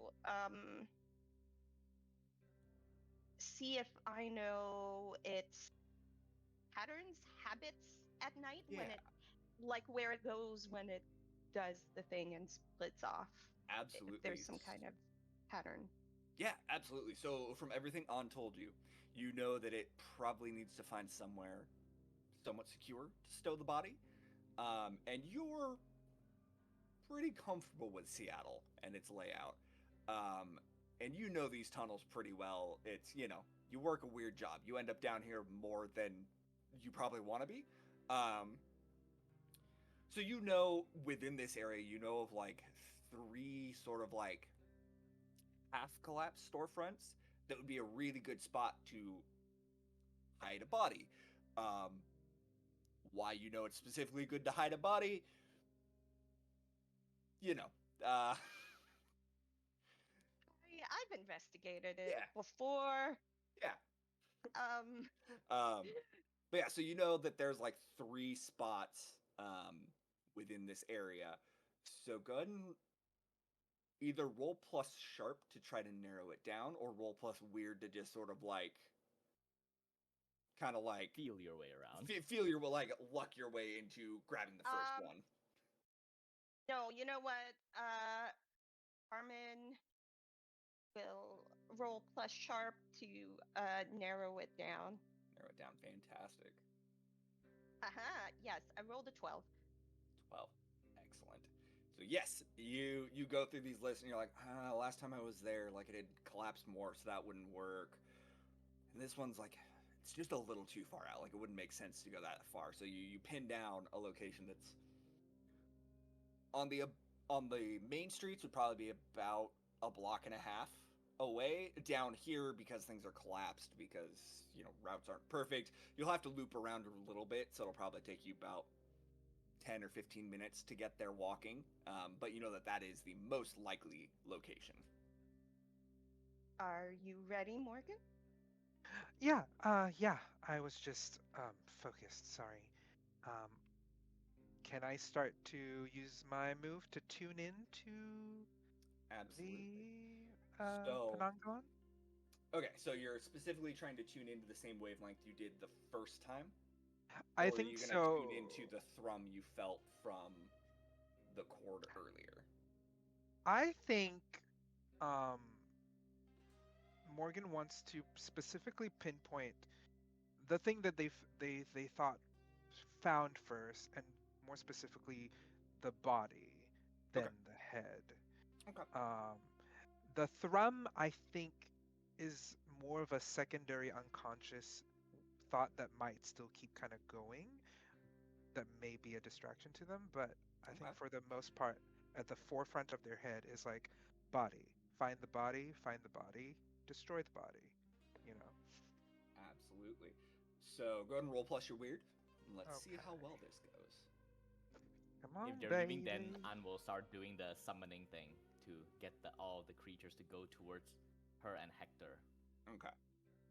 I got an eight. An 8. Okay. So I hold one. Okay. And with this one, we're using this to try to locate it specifically. So if it's cool with Yes. you, the hold one we're gonna use just to kind of like locate this thing. That's fine. Sort of flexing the move a little bit Yeah. to make it work the situation. Yeah. So yeah, you start focusing in on that vibe, and I'll get to your ritual in a second here. So you start focusing on that vibe, and you're right, like that thrum is still there. It's like the bass notes of a chord, right? This thum, thum, thum. But you focus in on that feeling you heard or you felt before, right? That Penangalan. And over this bass chord, this deep resonant note, you start hearing this like high, ding, right? Yeah. So it's slowly building into this chord. You've got this thum, da, thum, da, and you start honing in on that high note. And sure enough, as Anne starts leading the way, or sorry, as Carmen starts leading the way, you're following this high note, and it seems to be there as well, but the bass notes also kind of keep reverberating around you. So now, go ahead and roll the ritual to summon the Jiangxi. And it's basically a catch-all. It's meant to call any uneasy spirits towards us. Okay. We might get tag-alongs if I fail this roll, but Okay. we'll see. It's basically, So, yeah. the gong that I took out. She'll start knocking on it with... Eugene will help out as well, and then as they progress through, they will start chanting this old, like, Buddhist sutra. Oh god! We might have extra guests! I rolled 7. 7, okay. Morgan, go ahead and roll plus weird for me real quick. Okay. Don't worry. Okay. That is 11. Great. So, so you start doing your ritual, and in the distance, you hear sort of shuffling, echoing through the halls, Symphony. tunnels here. Honestly, yes, at this point, symphony, you've got a gong, you've got bass notes, you've got a high note. But you hear this sort of shuffling noise getting closer, right? At first, it's just this. It's a very soft-soled shoe, almost, being drug along the ground or scuffing on the ground. and as it gets closer, you hear a second one, more like a sneaker or a tennis shoe, right? So you get both of these getting closer. Morgan, as you're walking, you feel two of those bass notes in the chord moving further away, moving back towards where you left. Two of them are coming towards the high note that you're following, that you and Carmen are heading towards. Okay. I think in this moment, as we're kind of walking along, Morgan has been tapping their like fingers on their like, you know, legs Mm-hmm. and thighs as we're walking just to keep like in rhythm with all these things. Okay. And we'll mention to Carmen and say, as you're, I think in this moment, un uncharacteristically unwilling arm just suddenly like points forward, and their two fingers kind of like twist in the air. Um, and Morgan will go, Carmen, uh, the thing we're following, we're finding it. Um, we have unexpected people, um, something, something else, uh, with it as well. Um, and like their hands like start to shake, and they feel like a Okay. kind of twisting of threads from two fingers forward, and the other two starts to get pulled back. There's two more going back to where we came. Do I get the sense that these are the other creatures in the video? Like, do I get a feeling that that's, Yeah. of course, You don't even have to roll. These are the other things. Carmen? Carmen just responds to Morgan and says, "Of course they have backup," and then she pulls out her shotgun. Okay, She's like, Fantastic. "Okay, cool. So, question for all of you, my lovely players, because we are at 11 right now. If y'all are okay going another like half hour or so, we could probably do all of the combat parts of this and wrap this mystery up, or we can call it here if you would rather. I'm ready. I'm fine. Pew pew, baby. All right. I mean, my time zone, I'm cool, but I want to make sure everyone's okay with extending this." I'm okay. All right. Sounds good. Okay. Fantastic. All right. So, we'll just jump right to it then. So, uh, Carmen, you and Morgan make it to where you know this body is going to be. Um, you pop your head in, and sure enough, there is a headless body just kind of chilling there, which it's like just sitting sort of like slumped against a wall. Um, but as soon as you poke your head in the door, the shoulders turn, almost like if there was a head there, they would have just turned to look at you. Um, and the from the intersection you just came past, you hear those same shuffling noises. And as you turn, you see these two figures hopping towards you. These seem to be dressed in fairly modern Seattle clothes. In fact, as you look at them, you're pretty sure that these might have been a couple of the people that disappeared recently. Wearing like these loose band t-shirts with a big baggy flannel over the top, jeans with the knee torn open, and some beat up ratty old high top Chuck Taylor Converse, um, They hopping got towards got. you. Yeah, they got got. Um, so these are approaching you, and as you turn and kind of have this moment of, oh shit, we cut back over to Hector and On. And as you're hearing this, from the two roadways that you're sort of positioned between, the collapsed one, you see another one of the people that you're pretty sure was part of the disappearances. Again, in that typical Seattle, like big flannel, Converse. This one's wearing some pretty tight jeans. They were probably more of a punk rock kid or a like an emo rock kid than the punk and grunge scene. Um, big studded belt on.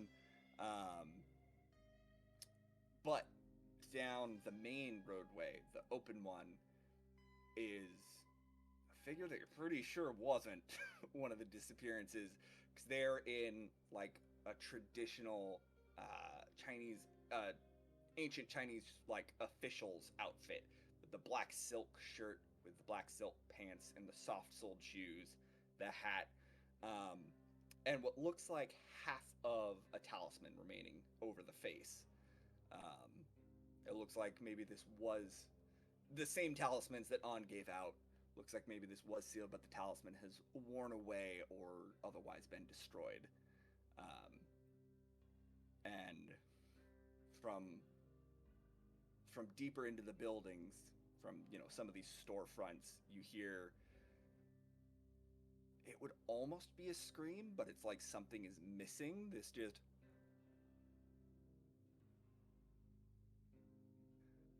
from within.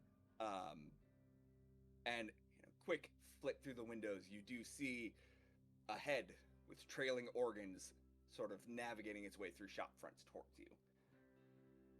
What would we'll start with Hector and On here. What would y'all like to do?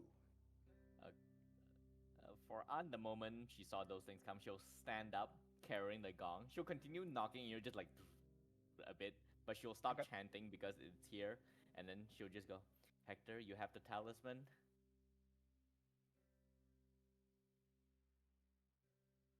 Right. Get ready.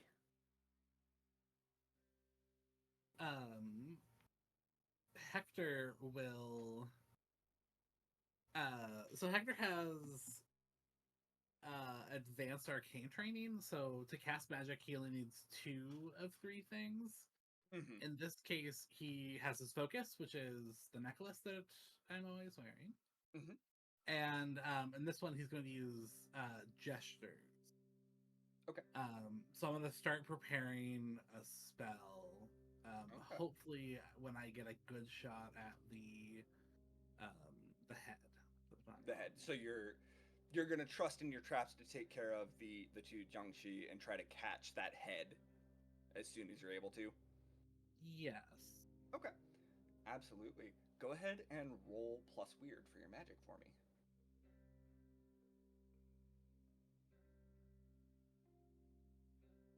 I got a 10. Ooh. Okay. So on a 10 plus for kick some ass, because that's effectively what this is, you get to choose 1 extra effect. So you can either gain the advantage and take +1 forward, or give +1 forward to another hunter. So basically that just means a +1 on the next roll against, whatever. You can inflict terrible harm, so you do an extra damage.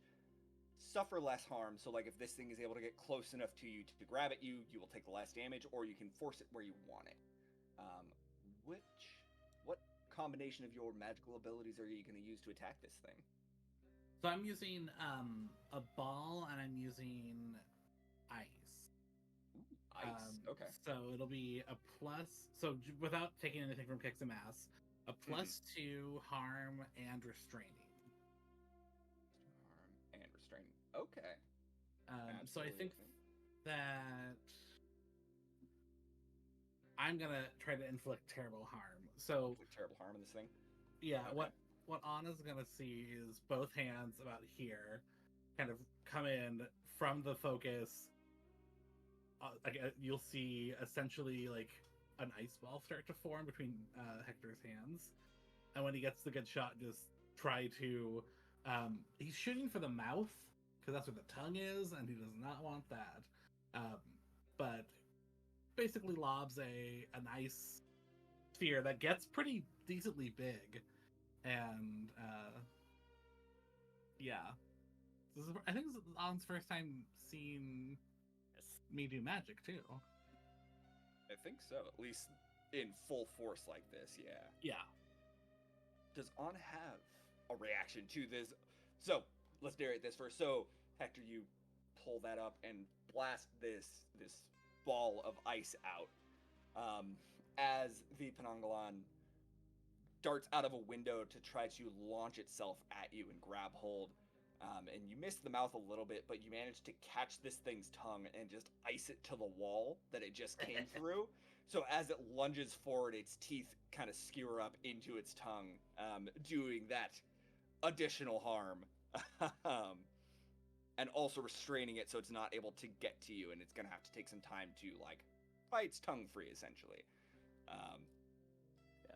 Now, Anne sees that sort of like she has the expression like like not bad because she's never her type of magic is more low key, it's not flashy. So seeing that is like she thinks it's excessive, but it also looks really cool, and she wishes she can do it, but she can't.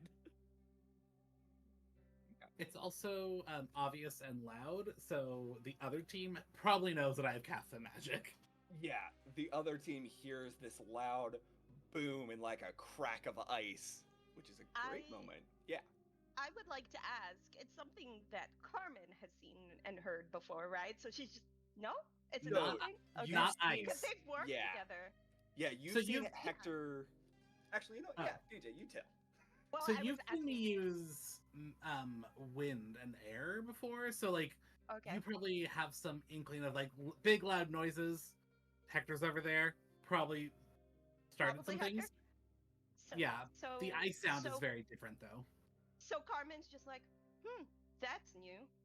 Okay, I think that's our cue. All right.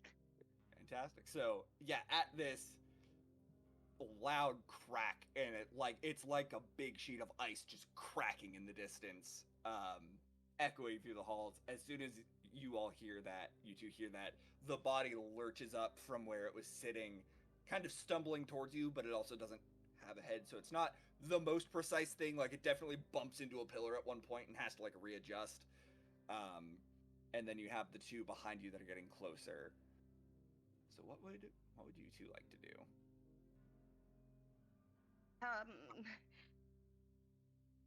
Okay, how far away are the other creatures? They're like, are they coming for us at the same time? What is the vibe here? Yeah, so those two there. So like T intersection, right? You're kind of in this building here. You two came from this way and turned in. They're coming down from the other way towards you. They're probably probably a good like 50 to 80 feet away. Like you've got a Um, minute before they get there, but they're definitely moving your direction. Okay. I Carmen just Yeah. says, "Remember the goal, Morgan." Okay. I would like to shoot the headless body Okay, absolutely. Gonna kick some ass. with Go my for it. shotgun. I'm gonna roll kick some ass. So that's plus tough Yep. and hope for the best. That is not gonna do it. That is a 6. Ooh, okay. Well, there's another XP. Let's go. So Could I? Uh, you level this shotgun.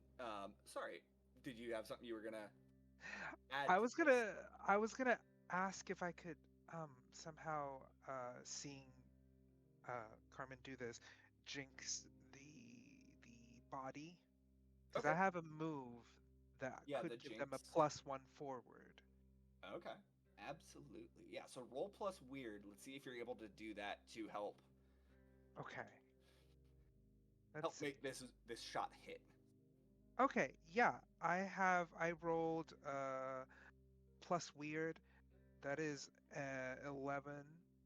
Yep, that is an 11. 9 So plus 2 is yes. an 11. Um, Fantastic. So that's gonna give Carmen a +1 essentially on that, right? yeah, so I Okay. get to hold 2. I want to help a hunter by giving them a +1 forward, Okay. by interfering with their enemy, which is what they're doing right now. And Okay. then the second one I'm going to choose is ooh uh Which I will say for this, you can hold that second one if you want okay, and just use it cool. later Yeah, when it seems right. yeah. I'm just in this moment I'll jinx I don't know if I'm supposed to be jinxing So Carmen tec- or the enemy. technically you're jinxing the body to Okay. Mm-hmm. so Carmen, you bring that shotgun up, getting ready to fire. And as you So go to the pull the trigger, you feel the rubble you're standing on shifts and your aim skews a little. And in your head, you're like, that's not gonna hit. But right as you pull the trigger, the body's ankle gets pulled a little bit, and it tips forward directly into the line of this shot. Yeah. okay, yeah, it bumps me up to 7. Yeah, Yeah. yeah, bumps you up to 7, so you hit. Which your shotgun So does it's what, 3 damage, I three, think. three, 3 harm, and Okay. it's what is it? Close. Close, It's messy, and close, loud. messy, and loud. So Yeah, that um, sounds about right. so so the sound of Hector casting magic is promptly the response to that is the sound of shotguns. It's like a call and response where magic happens and then shotgun happens. Yeah. Okay. So yeah, you hit this thing like center mass roughly as it tips to the side into this shotgun blast.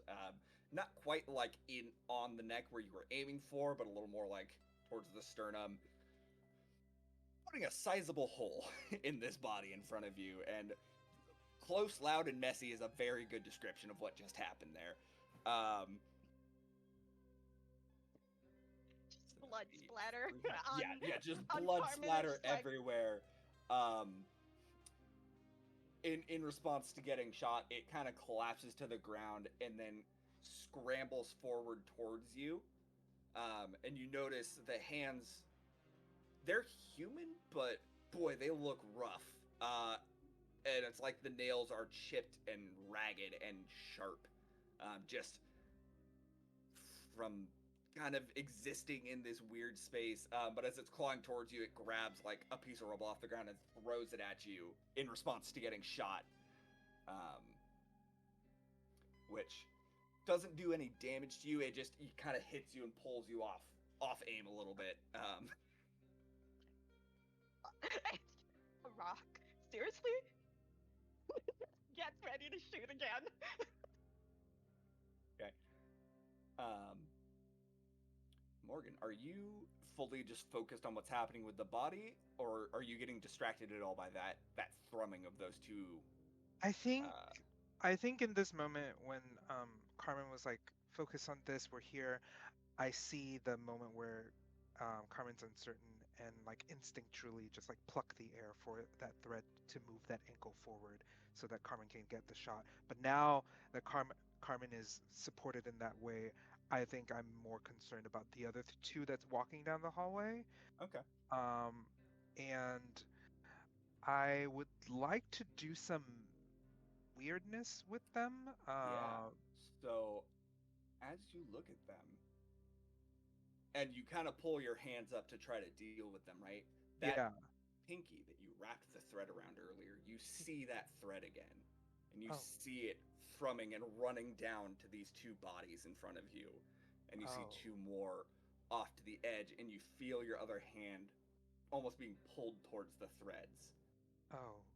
Oh. Do I know if it's kind of a thing where I'm now like tied to them and I have to move in that direction? Am I feeling more compelled, or what are the vibes? Um, So you can tell when you pulled that thread earlier, you connected to these things somehow. okay.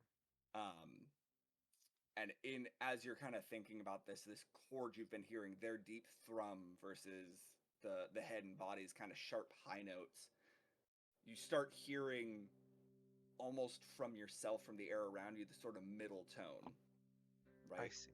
Yeah. That balances the chord out, that makes it complete. And you feel like you could push that, and your power, wherever it's coming from, wants you to. It wants you to pull those strings and basically take these for your own, or try to. Okay. I think following that subconscious like instinct, initially I think I would like to somehow like stop them or bind them, but if there is that extra kind of layer of this last red thread that binds us all together and implies that like I have an extra bit of foresight or control over that, I think it will continue to pour into that. So my initial like active brain is like freeze, maybe somehow like stop or bind them or make the conditions of the environment to stop them. I think something a little bit darker in the shadows is now like, yes, and Mm-hmm. now pluck more, control more. Um, and so I think we're gonna do that. We're gonna buy into that. Okay. Absolutely. So roll plus weird for me. Okay. Okay. Oh, oh Lord. That's an 8. That's an Okay. 8. Okay. Um, and you all will get experience again because Morgan is once again following their dark impulses. Um, Funny it gets so experience. yeah. Um, so as you start basically pulling those chords, right? Pulling those strings, enhancing that sort of mid tone that was rounding out the chord and trying to sort of overpower it and become the dominant force there. Two of the strings, right? You have these four strings going out. Yeah. Two of them almost become like wire, right? Like they Oh, strengthen, they tighten. Two of them break. okay.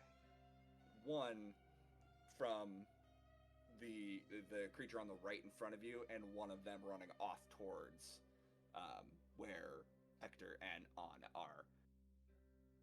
Which, Yeah. so yeah. So I what are you trying to do with these two that you sort of have established a strong connection to? I think in this moment where the two wires snap, um, their Morgan's hands kind of like was a little tightened and now it like jerks back. And in this moment, I think I want to bind them with these strings if it's Okay. possible to kind of just like freeze them and halt them in their movement to just like stop. Okay. Is kind of like the command if they were to think of it in their mind. Um, and they kind of just like twist their hands again to like get a little bit tighter on those strings and like almost like a weird like leash kind of whip the air around them. Um, Okay. So yeah, you whip, and the one following that wire directly in front of you, you see it's already rigid, but it pulls up even tighter and just locks in place. As the one next to it keeps jumping forward. We'll jump back to Hector and On, where as you're watching this head, kind of deal with its tongue, try to pull the ice off with just teeth. Um, the two that were approaching you, the the emo kid, the one with the studded leather belt and the tight pants, locks, just goes totally rigid and stops moving. Um, but you see what you can assume was the original Jiangshi kind of groan towards it, just and continue forward, hopping ever closer towards that trap that was set. What would you two like to do? Anne, who is still holding down, she's going to change the sutra that she has been chanting to summon Mhm. them, and this one she's gonna use it to sort of like scramble the undead's brain, so to speak. Because Okay. there's one specific Buddhist sutra which is meant to like evoke the humanity inside you, and since these are dead beings, being forced to evoke their humanity will stun them. So Okay. I'm going to try to do that. Okay. Yeah. So roll plus weird for me. All right. Ooh, 8. Okay. Yeah. Not bad. So let's see. This would be use magic, right? Yeah, this would be use magic. Oh god, where did it? Where's my reference sheet? I don't know where it went. So let's see. On 7 to 9.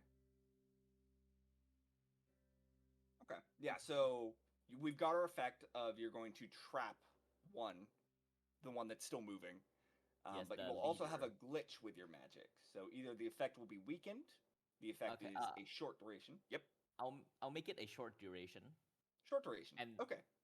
and then basically hoping, because she's chanting, so she cannot say anything, so she just side eyes Hector and then just like and to stick the talisman on his head to try to freeze it. Okay. Yeah. So yes, you've got it locked in. Like you said, it's really tense. Like you've got it held, but it's not a good hold. It's slippery. You already feel it kind of trying to pull out of that hold on you. Yes. Hector, is there anything you would like to do? Is Eugene doing anything in this fight? Like, would he be supporting you? He's chanting with me. He's Okay. gonna aid me in all of my ritual stuff. Okay. Pretty This much, is so that I don't take spotlight from any players. He is me basically. Sounds good. I will.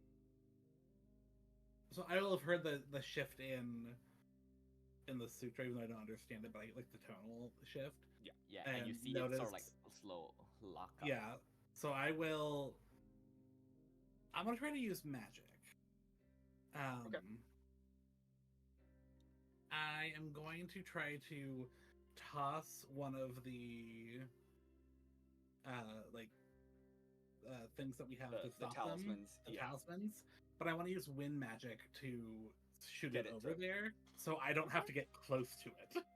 Absolutely. I'll roll with that. So yeah, go ahead and roll plus weird. Roll for your magic. That's a 12. Ooh, buddy. Yeah. Let's go. So tell me how you do this. How do you float this thing out there? So again, this time you'll see two fingers rub against the focus, kind of do a circle in front of him. He'll pull out one of the talismans and put it in that circle, and then just press out. So the talisman is facing the right direction in the right position to launch directly onto the forehead, as On had explained to me. Absolutely. Yeah, you do. Like it flies out there and sticks right over that original talisman, replacing it, and you feel that magic, that seal lock in place. And that one is dealt with. It is sealed in place now. We'll jump back over to Carmen and Morgan as so this talisman seals in place on the original Yangshi that was kind of the leader of all these weird shuffling zombie vampires. Morgan, the one that you've been watching that didn't lock in place when you used her magic before, almost stumbles a little. And you notice this one is noticeably less like green and monstrous looking than the other ones were. You get the vibe that this one is maybe a little more fresh. Maybe had just finished transforming and so is a little closer to their humanity still. But kind of stumbles, almost moves normally for a minute, and then you see that like the body start locking up again to resume the jumping towards you. What would you and or Carmen like to do? I'll say to Carmen, There's- I'll take care yeah. of this thing if you want to get the rest of that body. Just yell if you need me. So Yeah. I'm gonna continue. Okay, yeah. I'm gonna continue absolutely. coming for the bottom half of this thing. You will continue This is with what I'm the doing with close, us. loud, and messy. Got it. Okay, that's a 7. I want to give the second hold a +1 to Carmen. Okay. So Finish that's the an chain. 8. Perfect. Yeah. So that will still be pretty good success. So yeah, this time you kind of kick the rubble out from under your feet, plant yourself, lock in, and fire. And because this thing was sort of scrambling and picking itself up, you shoot directly into the open neck hole and just shred it. Like it's not a pretty sight. You may not be a doctor, but nothing about what you're looking at seems like something you could reconstruct. Hmm. Yep. And it's just the back and forth of the sounds between Hector and Carmen. You know something's going down. There's nothing subtle about it. Yeah, absolutely. Um, but yeah, you nail this thing, and it just sort of like starts tipping backwards, slowly, and just lands on the ground like the fight's gone from this thing. So Morgan, Okay. unless Carmen has something else that. No, Carmen just turns around and looks in Morgan's direction to see what happens. I think as you turn around, there is something to, um, as we know, the theme of threads and with Morgan's magic, with helping finishing that jinx. Morgan feels a little. You see Morgan's shoulder like just move a little bit looser, as if something is loosened from their arm and shoulder.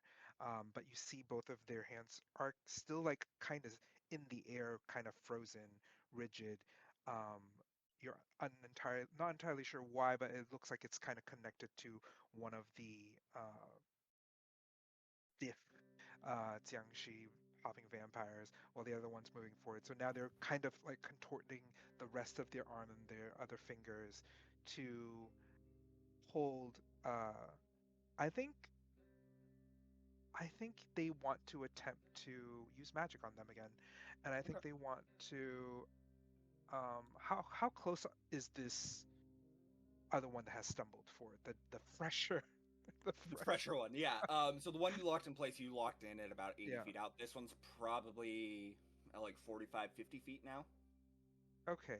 Yeah. I don't think Morgan is the most prone to violence in this moment, and will attempt to use magic to, um, I think, bind the last one. I think that's one of the Mhm. things I can do.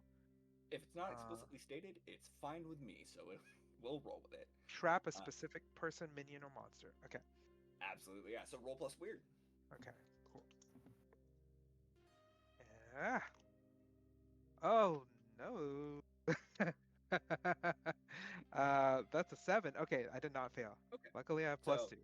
yeah, it works imperfectly. So you're gonna trap this thing. What is the glitch on this?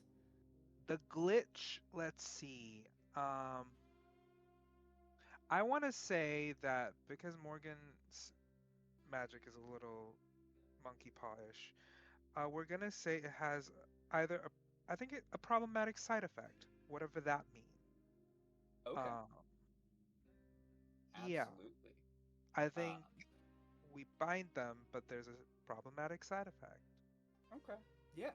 So you bind this thing in place like no problems at all. In fact, this thing feels bound almost better than you've ever managed to pull something off before. Um, in fact, this is such a good binding that it almost doesn't feel like you could have done it with just your power. I see. I think unconsciously Morgan doesn't know.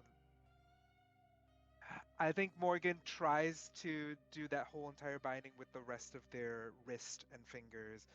And it's, like you said, almost too easy. Mm-hmm. They're used to like forcing a lot of things because everything is very new. And in this moment, the contortions that Morgan does to pull threads in the air that are invisible that tie us together. This time, it's more of like a very easy flick of the wrist. There is no more Mm-hmm. tension in the things that they're holding, but rather a release of all threads and just like a motion of like tying all threads together in one. Um, and just in the pocket, I don't know if you'll let me do this, but in the pocket of Morgan's pants, I think the paper just gets darker. Mm-hmm. Another corner darkens and like withers in Yeah, Morgan's pocket without them knowing absolutely. yet. Yes, absolutely. So you do that, and that paper darkens, and in your head, almost just like right over your shoulder, you just hear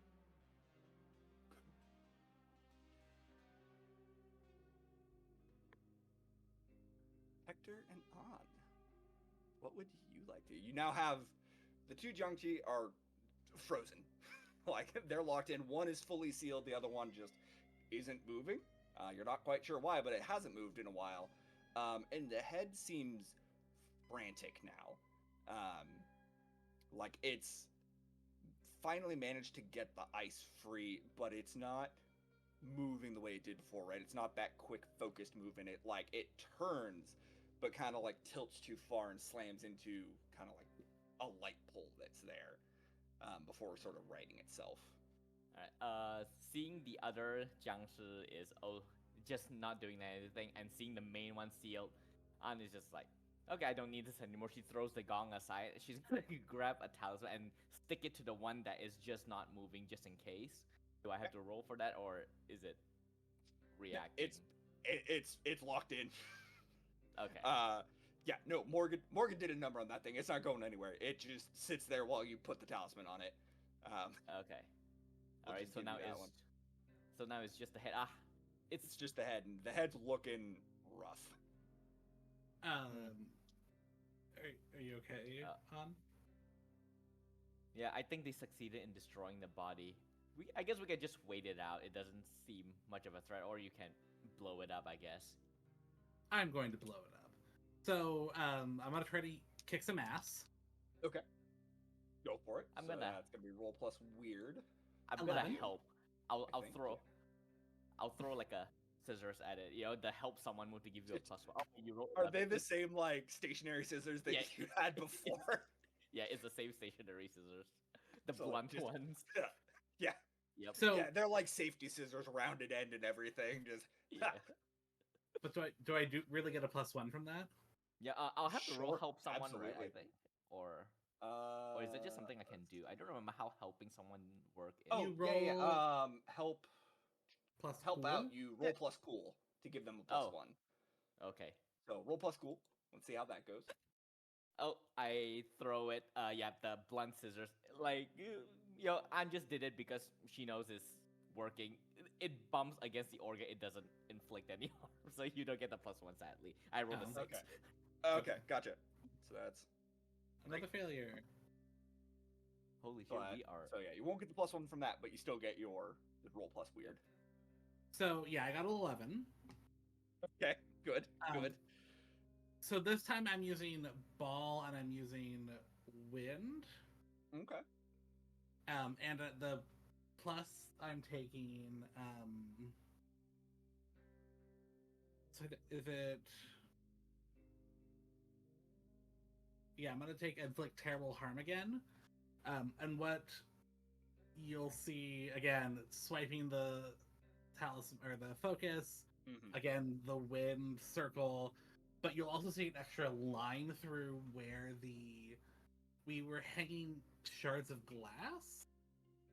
So I've cut those shards free, and as they're falling, use the air to just eviscerate all of the organs of the... Absolutely. Yeah, so you cut that glass and fire it forward, and it looks like you hung a bunch of meat in front of a glass storm. Like it's not pretty. It is, to copy an earlier phrase, close and messy. Add loud. Yeah, it's very And loud. loud. Too. Yeah, it's also loud. It is close, loud, and messy. And this thing, like, you watch the heart get cut away, the lungs are shredded, the tongue gets cut off, then like the head stares at you for a minute and then just collapses. So I know it wasn't a peach tree steak, but I think we did okay. Not bad. Now we just need to figure out where to store these, and I look at the 2 frozen jiangshi. Like, do we have like large fridge back at the headquarters, or do we just leave them here? Leave them here. Yeah, you know that Dirk also has a lot of weird stuff and may have like peach wood that you could use to just fully banish these things and be done with it. Yeah. I'll borrow it from him and then forget to return it. Yeah. How do you think Dirk got it in the first place? Like, I feel like it's same just thing. something he got it like from eBay or something. Like, oh, this looks interesting, and then he buys it. eBay. Yeah, no, that tracks. He probably hangs out on eBay auctions. But yes, congratulations. So that is your first mystery done and over with. Haha. You have dealt with it. Oh. You all gonna wrap up what you were doing. You know, you call Dirk, tell him the lowdown. He mutters about sending you out with the Peachwood to finish off the Jiangxi. But this one is resolved. Did you have anything you wanted to do before you all just like kind of head back to the shop, call it a day? Go get that food that Carmen promised. She just like, guys, can we just like order in? I'll take you guys to the dock some other time. And at the office when they all come around, she's had Jollibee delivered and it's just fried chicken. Of course. and ube pies for everyone, peach mango pies, and just like, I can't be bothered right now. She just grabs a drumstick, fried chicken drumstick, and starts eating. And also, out of curiosity, what does Morgan looks like to An's eyes right now? I think Morgan's very more quiet than they typically are. I think they seem a little bit uh, tired and taut and a little bit like shaken in certain ways. Could you remind me what the shadow what was said in my ear? I couldn't remember. Just good. Good, Yeah. just good. Um, I think you see Morgan very distracted. Looking at if Anna's looking at them, you'll see that they didn't throw the paper away. They're fiddling with it, and they're folding it in like different directions. And you see that the paper has gotten darker on two corners now. And it's starting to like almost like if you were to burn a piece of paper, it's like withering it towards the center. Um, and Morgan is eating the Jollibee and just going like, yeah, like Okay. going through the motions of like acknowledging people and acknowledging like what they're saying to be polite, but not fully like being present. All And just eating and staring and folding this piece of paper that you've given them as like a talisman. right. To An is notices this, doesn't say anything for now. Takes out her phone and message the local butcher. I need 2 chickens delivered. Roosters specifically, right?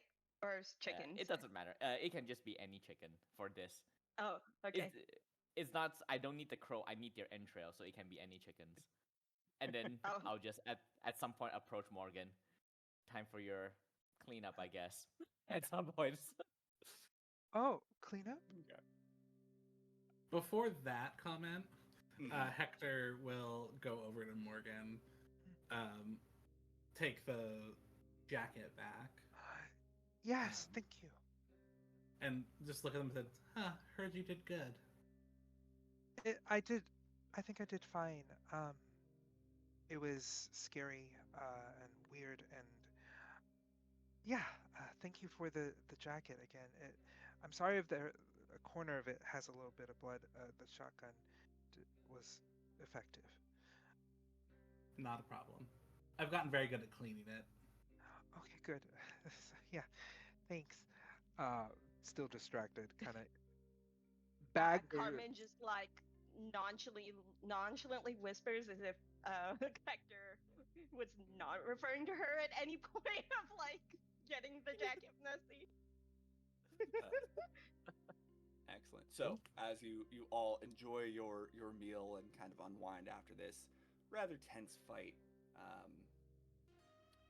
we cut away to the streets of Seattle in the International District, sort of somewhat closer to Pioneer Square, and we see a woman, the same woman that ran up to Hector earlier, sort of stumbling along the streets holding her head before slumping sideways against a wall and crouching down, cradling her head, just whispering, Mijo, Mijo, as her skin gets paler and paler. And that will be where we end.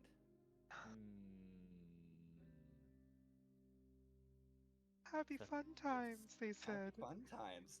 Play a game, they said. Oh, it's fine. It'll be fine. It's Look, it's just like nothing's the wrong. weird, creepy voice that whispered good in your ear. It's fine. Nothing's. It's normal. I Uh, love words of affirmation. yeah. yeah, See, it's just being supportive. Um, supportive so, demon. our end of session questions. Did we conclude the current mystery? Yeah. Yes. Yes. Did we save someone from certain death or worse? Kira? What? Yeah. Say yes. Technically. Say yes. If not Kira, then someone. Myself. Like you stopped it. I would say yes. um, did we learn something new and important about the world? There's a Yeah. fox spirit and an enlightened spirit just chilling in the international district. Yep. Yep. Yeah, no, they're hanging out in the tea shop. One of Yep. them's a business owner. All right. Seems good. And finally, did we learn something new and important about one of the hunters? I I don't think know so if it this was one. new necessarily. Yeah, like there are Yeah, things we I- already know. Yeah, I think we maybe deepened Mm-hmm. some of that knowledge. Yeah. But either way, if we get 3 or 4, which we definitely got 3, we get 2 additional experience. Ooh. So we What is Again, the is it? experience count? You are all of now Are we at back at 5? 4 XP 4? towards your next level up. Work. Because y'all rolled really well tonight, and then the times that it almost didn't go well, you managed to help each other. Teamwork makes the dream work. Yay. Absolutely. But with that, we will call it here for the evening. Thank you to everyone that has hung out with us for tonight. Once again, I am Devin. If you really, really want to follow me, which I don't know why, but sure, I'm on Twitter at gray_wolf_moon. Otherwise, just find me here. And let's go and go in reverse order. So let's start with Ian. Ooh. Flip it and reverse it, as Missy Elliott says. Um, Hi, my name is Ian DePriest. He, they, I am on the interwebs. You can find me on Twitter. You can find me on Instagram. You can find my music anywhere on Spotify. You just search Ian DePriest. Also a voice actor. And I think I played Morgan, as you saw. They, them, ookie spooky. Now we're going reverse order. I think it's Nick. Yeah? I think. If I Yes. remembered correctly. Yeah. Hello, I'm Nick. You can find me on social media under the handle NickSnat1, that is with the number 1. And not really around too much, but I am currently playing in an AP with D8 Dungeon, which is just take the time we have now and then minus 7 hours, and that is when we will start next Friday because we play once every 2 weeks. So next week will be our session 2, where a different one of us is the DM playing through the Dragon of Icespire Peak, where a different person helms as the DM every time. So we'll see how it goes, how things change next time. And then we're going to DJ. Hey y'all, DJ, he, him. I can be found mostly on Twitter at DJ_KQ. If you like sarcasm, gay things, and diversity equity work, me.